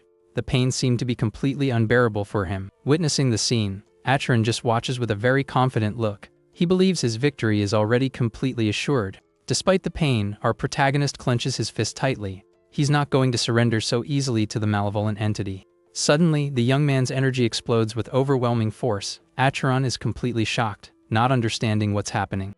The youth shouts that he won't let the demon awaken any further, and with great anger, he warns that he won't let Acheron do as he pleases. Faced with this resistance, the entity grumbles angrily at the situation. The young man's power was much greater than he had imagined. With that, an explosion of energy engulfs the entire area. The force of our protagonist's power was truly impressive. The white-haired young man screams in pain from all the released power. The energy continues to consume his body without stopping for a second. Acheron is shocked and wonders what the heck is wrong with him. The young man's resistance was something out of the ordinary for the demon. The entity shouts for him to give up, as it would be much easier. It wonders how the youth can even stand while being burned. With a determined look, the young man says that it doesn't understand anything, and that's why he can't let the entity leave this place, no matter what. His face shows all his willpower as he prepares himself. The white-haired youth still has the strength to keep fighting. In his thoughts, the young man remembers how he never wanted to see anyone get hurt again. He remembers seeing his fallen comrades and how that motivated him. Because of that, he swore he would become stronger to protect everyone. And even with all the pain, he continues to fight with all his strength. Faced with this resistance, Acheron shouts, completely surprised by the scene. The entity can't believe the young man still has the strength to fight against it. With that, our protagonist charges straight at the celestial demon. His fist flies toward the malevolent entity's face. Acheron is shocked and can't believe the young man can endure so much pain. The entity screams, wondering how he can still attack it. With a solid punch, the young man hits the demon's head with full force. Acheron groans in pain but remains standing after the powerful blow. With a sinister smile, the entity tells him not to push his luck. Acheron screams that he made a pact and received the benefits for it, and warns that all of this is not enough to truly defeat it. Acheron is completely surprised by the white-haired youth's audacity. Our protagonist says that the power it lent him is not nearly enough. His eyes glow with an overwhelming energy, and he seems to want even more. Enraged, he screams and demands that the malevolent entity give him all of its power. At this, Acheron becomes thoughtful and repeats the word power, not understanding the situation. The young man confirms that this little bit of power isn't enough to defeat the celestial demon. He refuses to surrender his body and says he will fight himself, so he needs more strength.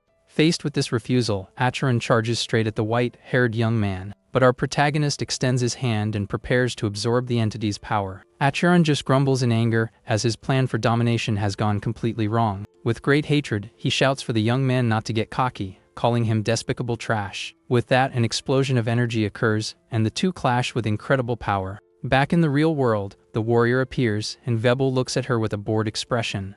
The creature complains that she thought she was going to have fun, and calls Acheron a disappointment. Our protagonist lies on the ground, his hair covering his face, completely defeated. Veeble creates a sort of bluish energy and says the young man is weak. With a look of contempt, she warns that the weak should simply disappear. The creature then prepares to attack, but her arm is grabbed tightly. With that, she cries out in surprise and sees our protagonist with a new energy. With a smile, he apologizes for being an insect as the power envelops him. The creature is confused and wonders who the heck he really is. Her eye shows pure shock, and she can't understand the situation. Our protagonist replies that he is just an insect and a human, and with a smile, he reveals himself as someone who has swallowed a demon's power. The white-haired young man then appears with a new and powerful transformation. Veeble is shocked by the young man's overwhelming presence before her. The creature then gives a sinister smile and seems very excited for the fight. With that, she shouts that this is great and that she doesn't care who he is. Thus, the demon charges straight at our protagonist. Her fist of energy flies toward the white-haired young man. The creature's fist clashes with the young man's, and he holds her back with great force. With that, Veeble groans in pain and is shocked by the young man's overwhelming power. Our protagonist's hand transforms and a powerful bluish energy envelops him. Thus, he lands a direct hit on her with a concentrated and devastating energy strike. The pink-haired creature screams in pain from the impact and can't believe the scene. On her knees, Veeble glares at the white-haired young man, completely defeated. Our protagonist just watches her with a cold and emotionless gaze, but the demon gets angry and stands up with a sinister smile full of hatred.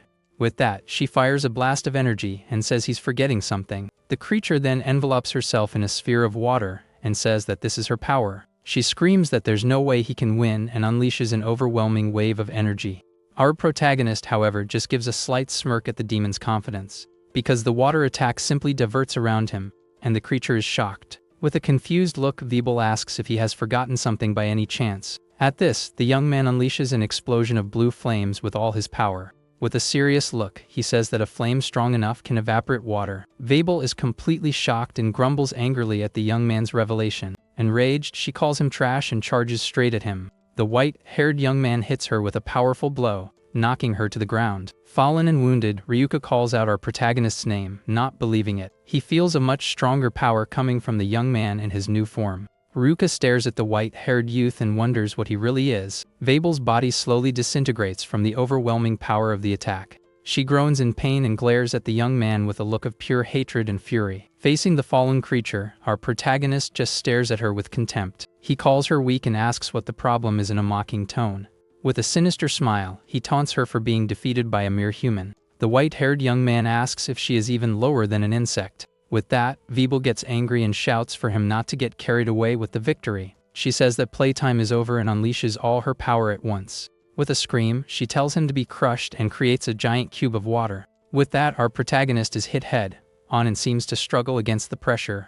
The creature screams for him to perish as the water cube descends with full force. But the young man is enveloped by his blue flames and says that she's the one who should perish. He adds that she's the one who should evaporate and unleashes all his fire power. In this way, his fire power begins to push the water cube upward. Veeble is completely shocked and can't believe what is happening. The blue energy completely evaporates the water, and he announces that this is over. Without wasting time, he fires a blast of energy with all his might. The creature is caught in the blast and screams in pain from the overwhelming power of the attack.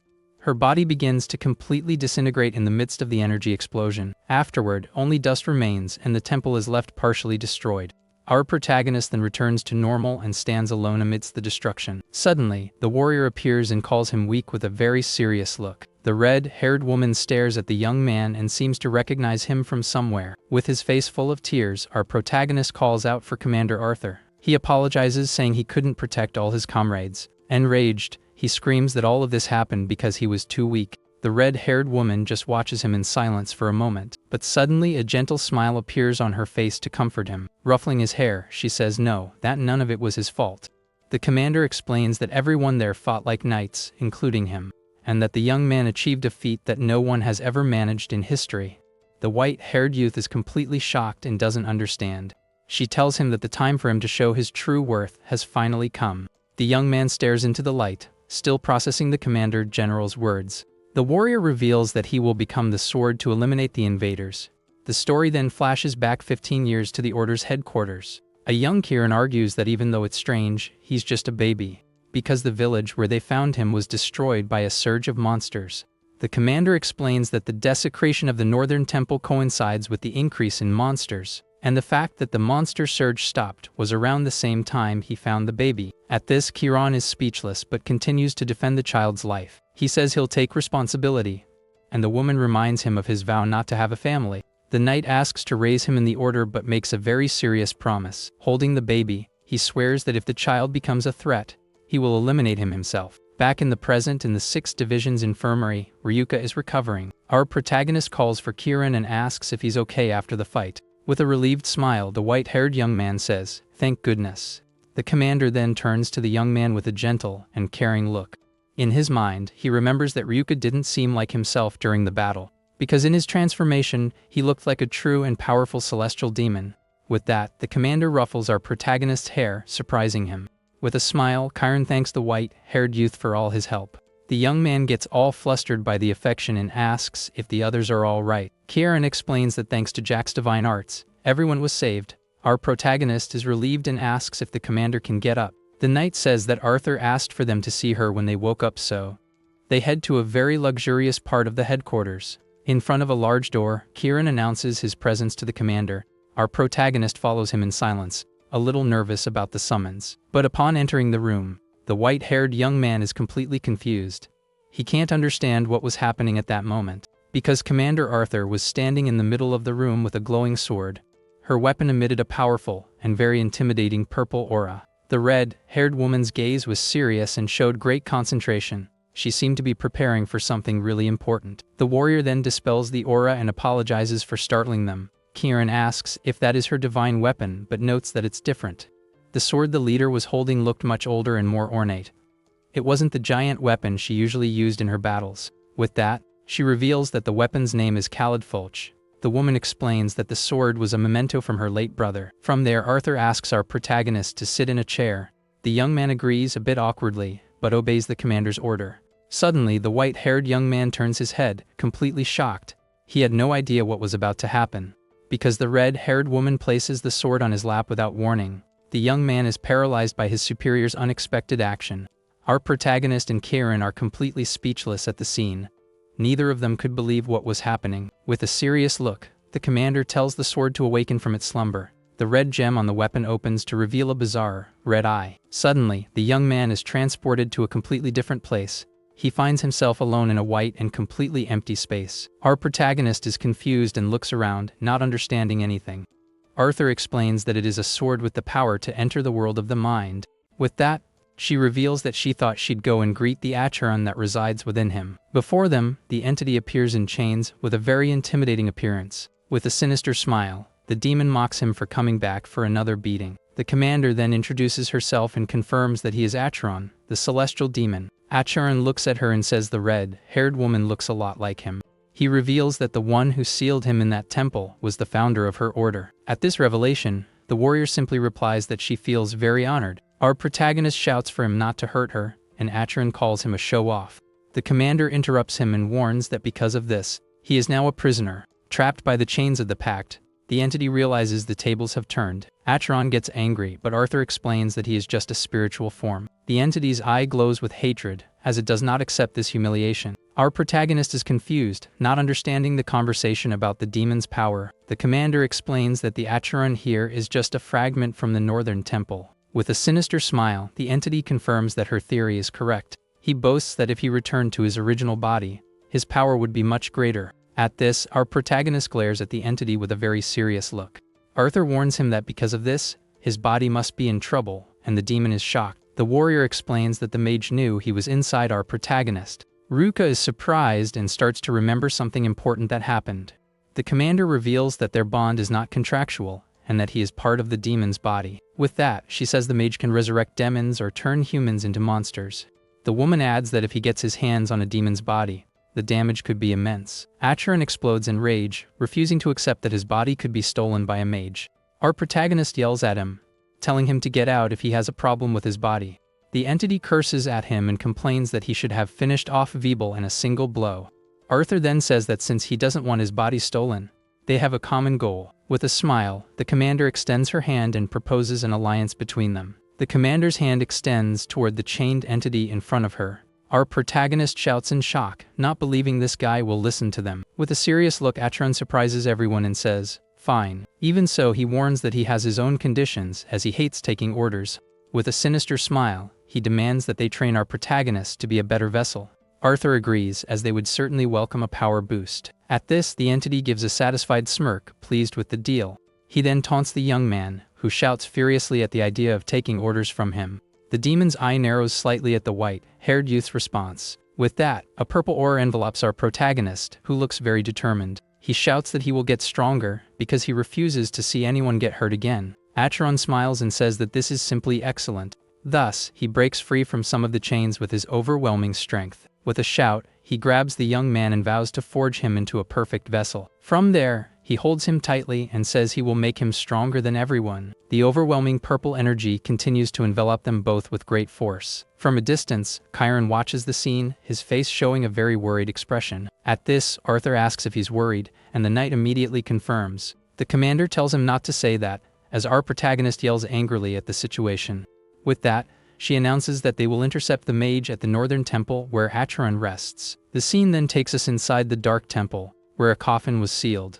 There, the celestial demon's body awaited in a battle that was about to begin. Thus, in the 6th Division strategy room, the commander lays out the new plan. The red-haired woman announces that Kiran and Ryuka will go north with her. Bridget asks about the demon's body, but the commander says the monsters will become unstable. Chiron asks about transportation, but Arthur says they will go by land to avoid detection. Kenneth remains silent for a moment but seems to disagree with the decision. With that, he offers to go with the commander to help with the mission. But Chiron tells him to return to headquarters, as Fran needs her vice commander's help.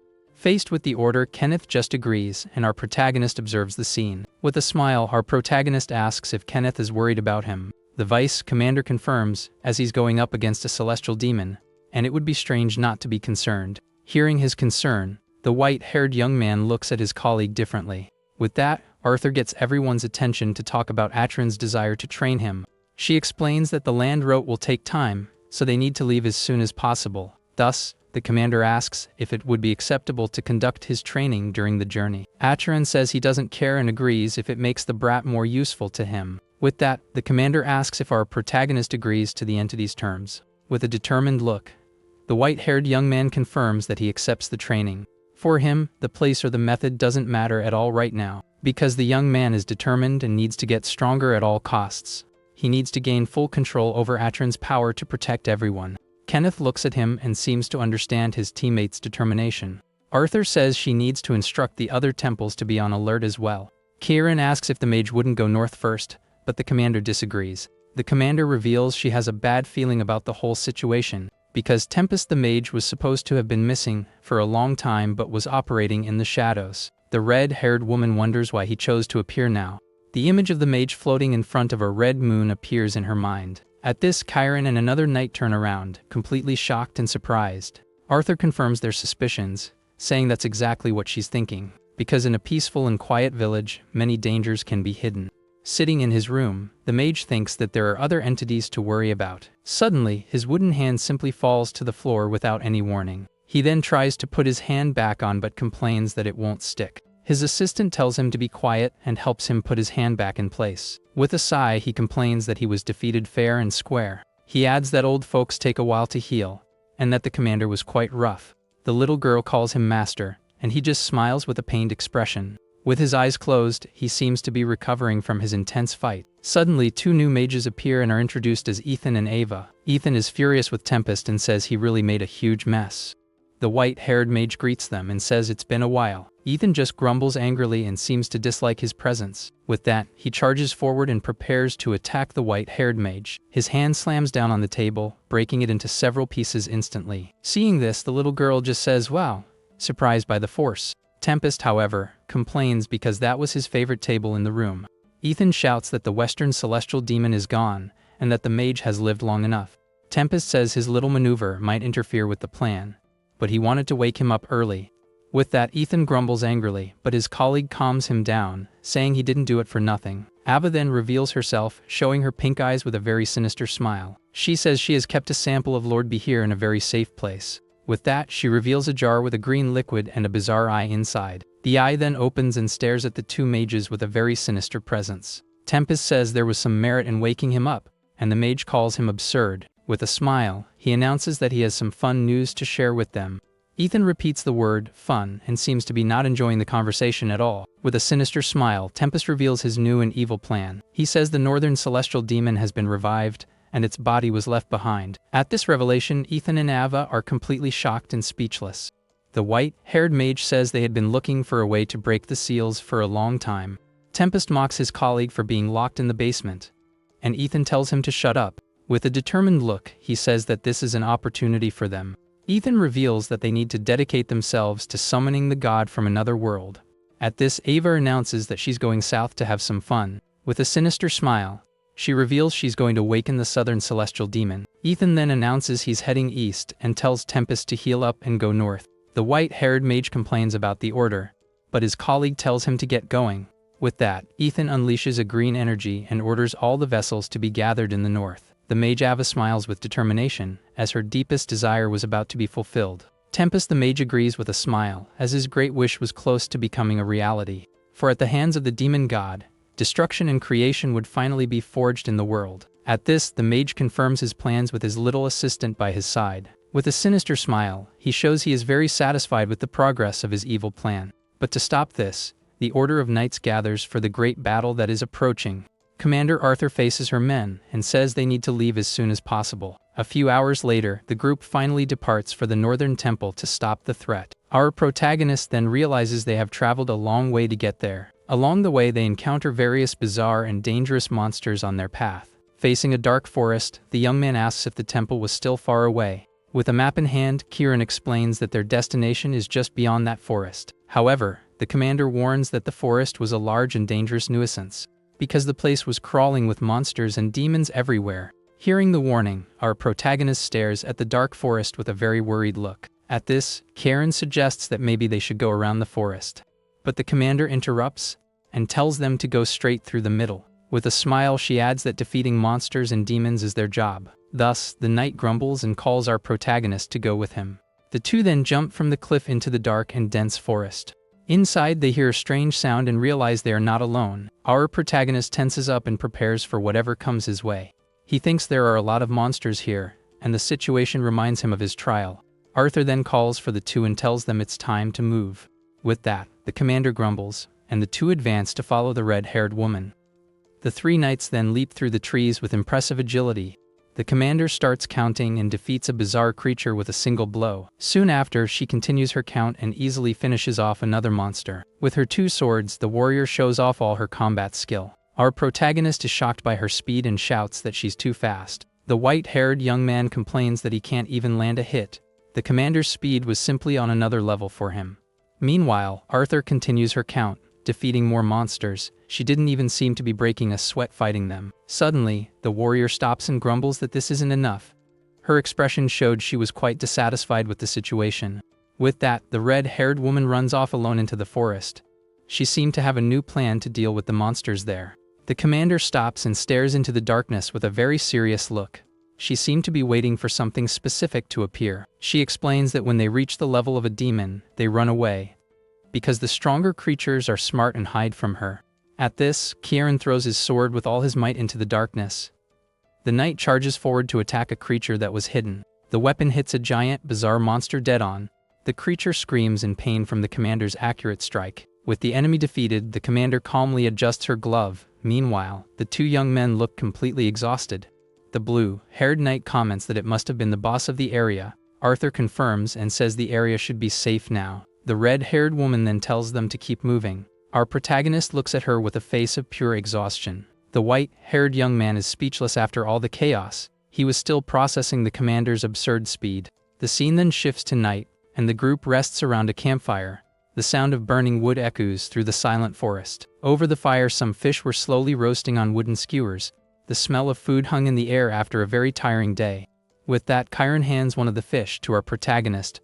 The young man is very grateful for the food and his comrade's gesture. Our protagonist calls for Arthur and asks why she isn't eating with them. The commander just watches him from a distance, leaning against a tree with her arms crossed. With a calm smile, the red-haired woman replies that she's fine. Hearing her answer, the white-haired young man is confused and doesn't understand the situation. Chiron notices the young man's confusion and looks at him with a very serious expression. While eating his fish, he remembers seeing Arthur in the dining hall a few times, but he realizes he has never actually seen the commander eat anything at all. Suddenly, the warrior looks at him and says it's true, as she needs to train him too. Our protagonist feels awkward and says he'll eat quickly for the training. The red-haired woman says no, because she wants to save time and energy. From there, her sword glows, and the young man's eyes take on a purple aura. The commander points the sword at him, and the youth is shocked by the scene. With a smile, she says they're going to do it right now in the spiritual realm. The young man screams in fright, caught completely off guard by the commander. He then finds himself in that place again and sees Acheron kneeling before them. With an excited smile, the commander announces that his training will now begin. At this, she turns to Acheron and says she has a favor to ask. The warrior asks if he can make this space look like his homeland. With a sinister smile, the entity just gives a short, mocking laugh. From there, the place transforms into a volcanic landscape filled with lava. The ground cracks, and our protagonist screams in fright at the sudden change. Shocked, the white-haired young man wonders if this is the world Acheron came from. Arthur explains that to draw out his maximum potential, he and the demon need to synchronize more. Our protagonist repeats the word synchronize, completely confused by the situation. Chiron then explains that if the legends are true, each demon has a certain nature. He gives the example of the last celestial demon they faced, which was of water, and adds that just like the last one, Acheron also possesses the nature of fire. The commander confirms and says that the level of fire here should be his strength, and he shouldn't feel the heat. Despite the explanation, the white-haired young man remains wary of the place. Acheron then shouts for him to stop the darn whining right now. The entity says he doesn't need to mentally prepare for this. With a sinister smile, he snaps his fingers and tells them to go all out. With that, a wave of fire advances, and our protagonist braces for the worst. 4 spheres of fire surround him, and the white-haired young man is shocked. The explosion throws him back with great force, and he groans in pain. He loses his balance and almost falls into the lava but manages to hold onto the edge. The young man is startled by the sound of the lava bubbling right next to him. With a determined look, Arthur asks if he wants to get stronger. The commander then tells him to make everything his own power and strength. With a serious look, the red-haired woman tells him to absorb it all. At this, Acheron gives a sinister smile and snaps his fingers again. Another wave of fire advances, and the white-haired young man prepares to endure it. The spheres of fire surround him once more, and he faces the threat with determination.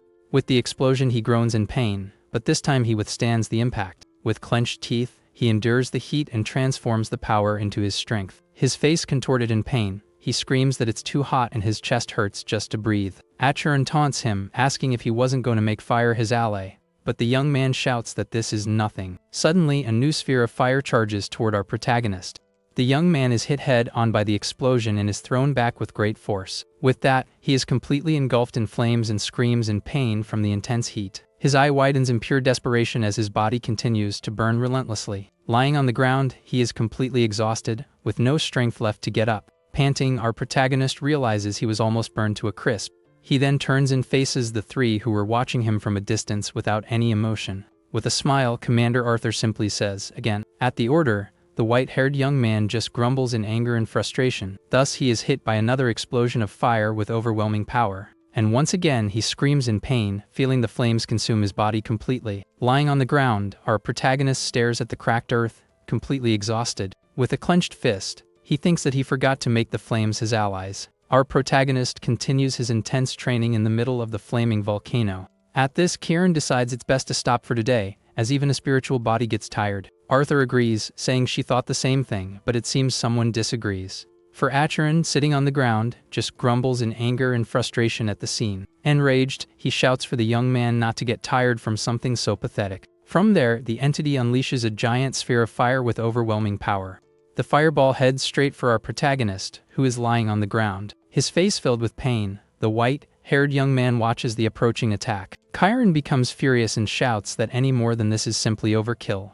The commander, however, just grunts and seems unconcerned by the situation. With that, the sphere of fire explodes, hitting him head-on with great force. Our protagonist squeezes his eyes shut and tries to endure the pain of the power. Arthur then says it seems so and carries him on her back amidst the fire. With her sword in hand, the commander prepares to do something quite unexpected. Facing the fallen young man, she unleashes a circular energy slash with her weapon. With a shocked face, the white-haired young man stares at the scene, not understanding.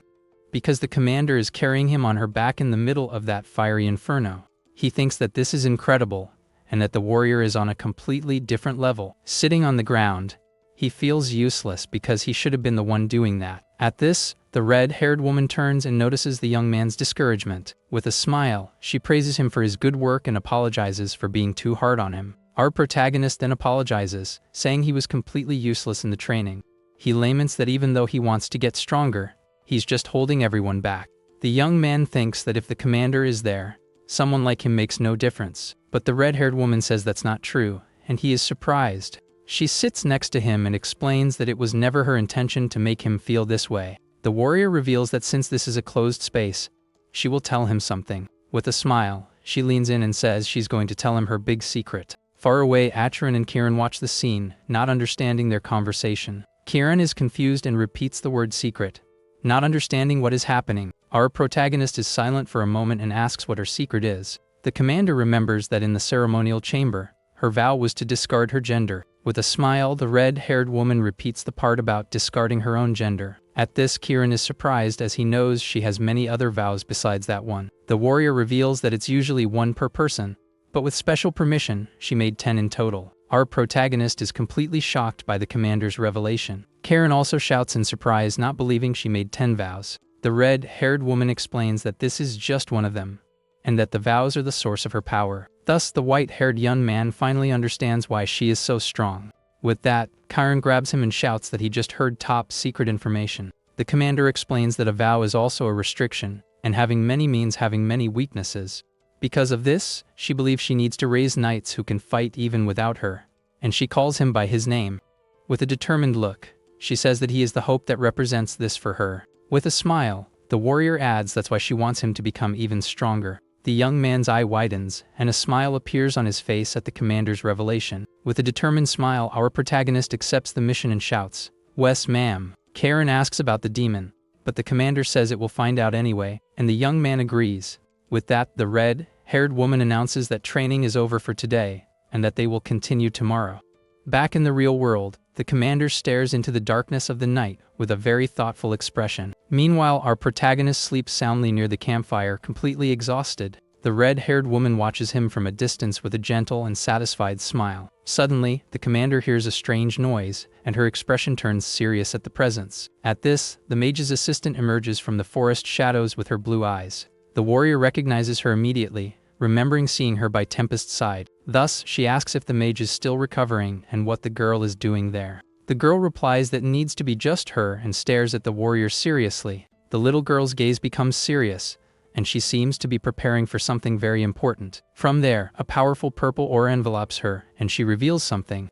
The red-haired woman is shocked by the little girl's power. Without wasting time, the warrior also unleashes her energy and prepares for battle. The commander is surprised because her divine arts won't activate at all. The little girl, however, says it was exactly as she thought it would happen. With that, a giant and powerful magic circle manifests around her. From there, chains of purple energy shoot out from the circle and charge forward. With no chance to react, Commander Arthur is trapped by the magic chains. The girl then remembers that Ethan said the commander never ate, and also that no matter how cold it was, she never warmed herself. The girl continues to remember that the warrior never rests and always prays. With that, she recalls that the one who told her everything was a guy named Ethan Amlet. He was a legend who lived before Tempest and the first of the forbidden mages. At this, the little girl realizes there are other powerful mages out there. She adds that the commander is never alone, and that includes her enemies. Thus, the girl reveals that her teachers told her that therein lay her strength and her weakness. With a smile, the warrior says it's embarrassing because she was completely observed. Even so, she asks why she can't use her power even with the girl right in front of her. The little girl explains that to her, others are living things like humans, or even creatures like monsters and demons that exist out there, At this, the commander is completely shocked and can't believe it. The girl then confirms her suspicion and reveals that she has no life of any kind. With that, her eye is revealed, showing that she is a doll with gears. The warrior finally understands that the little girl is a mechanical doll. The girl says that a puppet's body becomes a cage for its soul. Enraged, Arthur tries to break free from the chains, but the force is too great. The little girl then warns the woman not to get in her master's way anymore. Trapped by the chains, the commander falls to her knees, completely immobilized. The girl says the warrior has finally given up and tells her to be a good girl. The commander's eye shows that she won't give up fighting so easily. With that, she warns the little girl not to underestimate her great persistence. With a smile, the warrior reveals that her persistence is on a Demon King level. From there, Arthur unleashes all her power and begins to break the chains. With that, the little girl screams in fright and is thrown back by the explosion of power. She is surprised that the warrior still has so much strength after everything. With a determined look, the girl says the sleeping king will dream of his kingdom. At this, the chains tighten even more on the commander, who tries to break free. With clenched teeth, Arthur continues to fight against the little girl's power. Her eyes show pure determination not to surrender, no matter what. Suddenly, she remembers our protagonist sleeping near the campfire. With a smile, the commander says she's counting on the white-haired youth's help. From there, the chains gather and form a giant purple ball of energy. The sphere of power shines intensely in the middle of the dark and silent forest. The little girl then touches the ball of chains and says the word, Pito. With her mouth open, she prepares to swallow all the energy at once. With that, the girl transforms into a fat, purple creature after eating the energy. Completely exhausted, the little girl falls to the ground and burps loudly after everything. Thus, she is left alone in the middle of the forest with a very tired expression. Suddenly, the little girl senses an approaching presence and turns around, frightened. For our protagonist appears with an expression of pure hatred and worry. With a shocked face, he calls out Arthur's name, completely desperate.